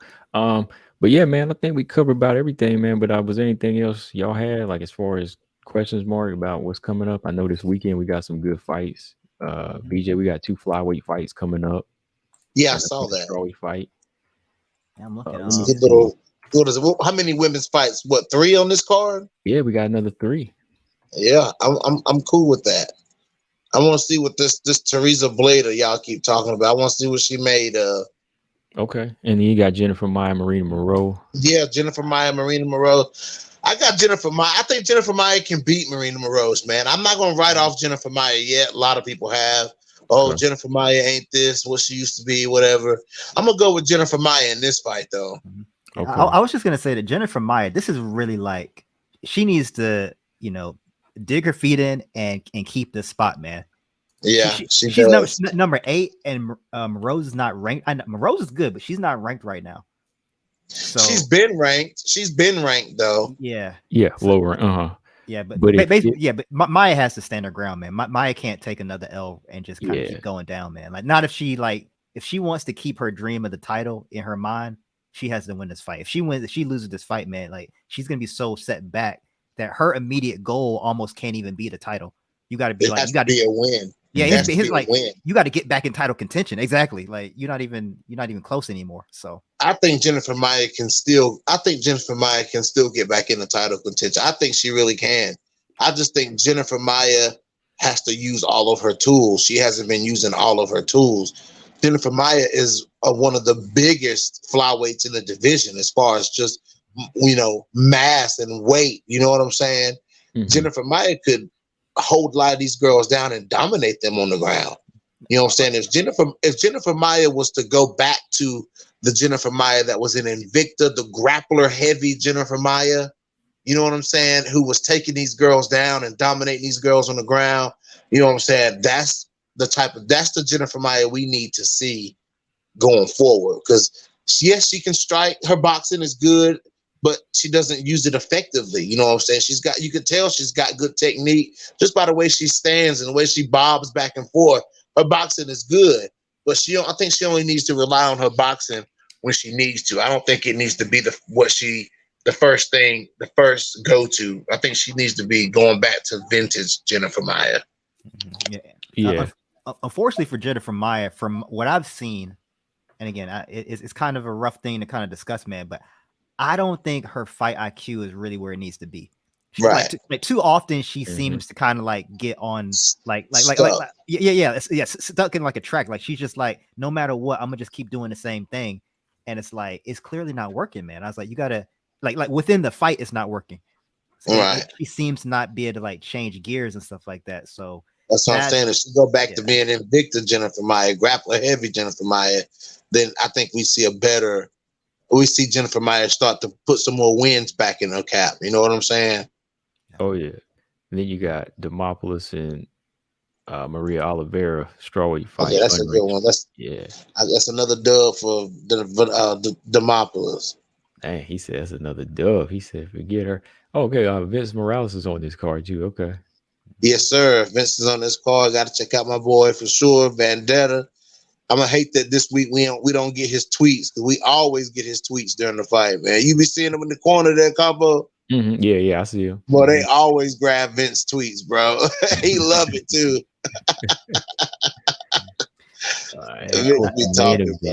Is Derek Lewis and Spivak. Yeah, it's gonna be a good one. So somebody get knocked out, I believe. Somebody get knocked. So yes, I think Sergey going into orbit, bro. Yeah. So BJ, you going with Silva or Blader in this fight? Who's fighting? Who's she fighting? Who is Blader fighting?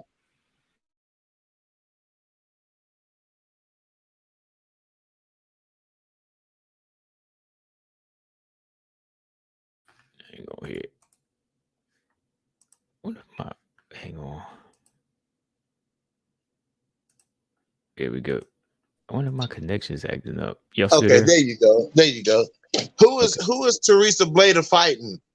Natalia Silva.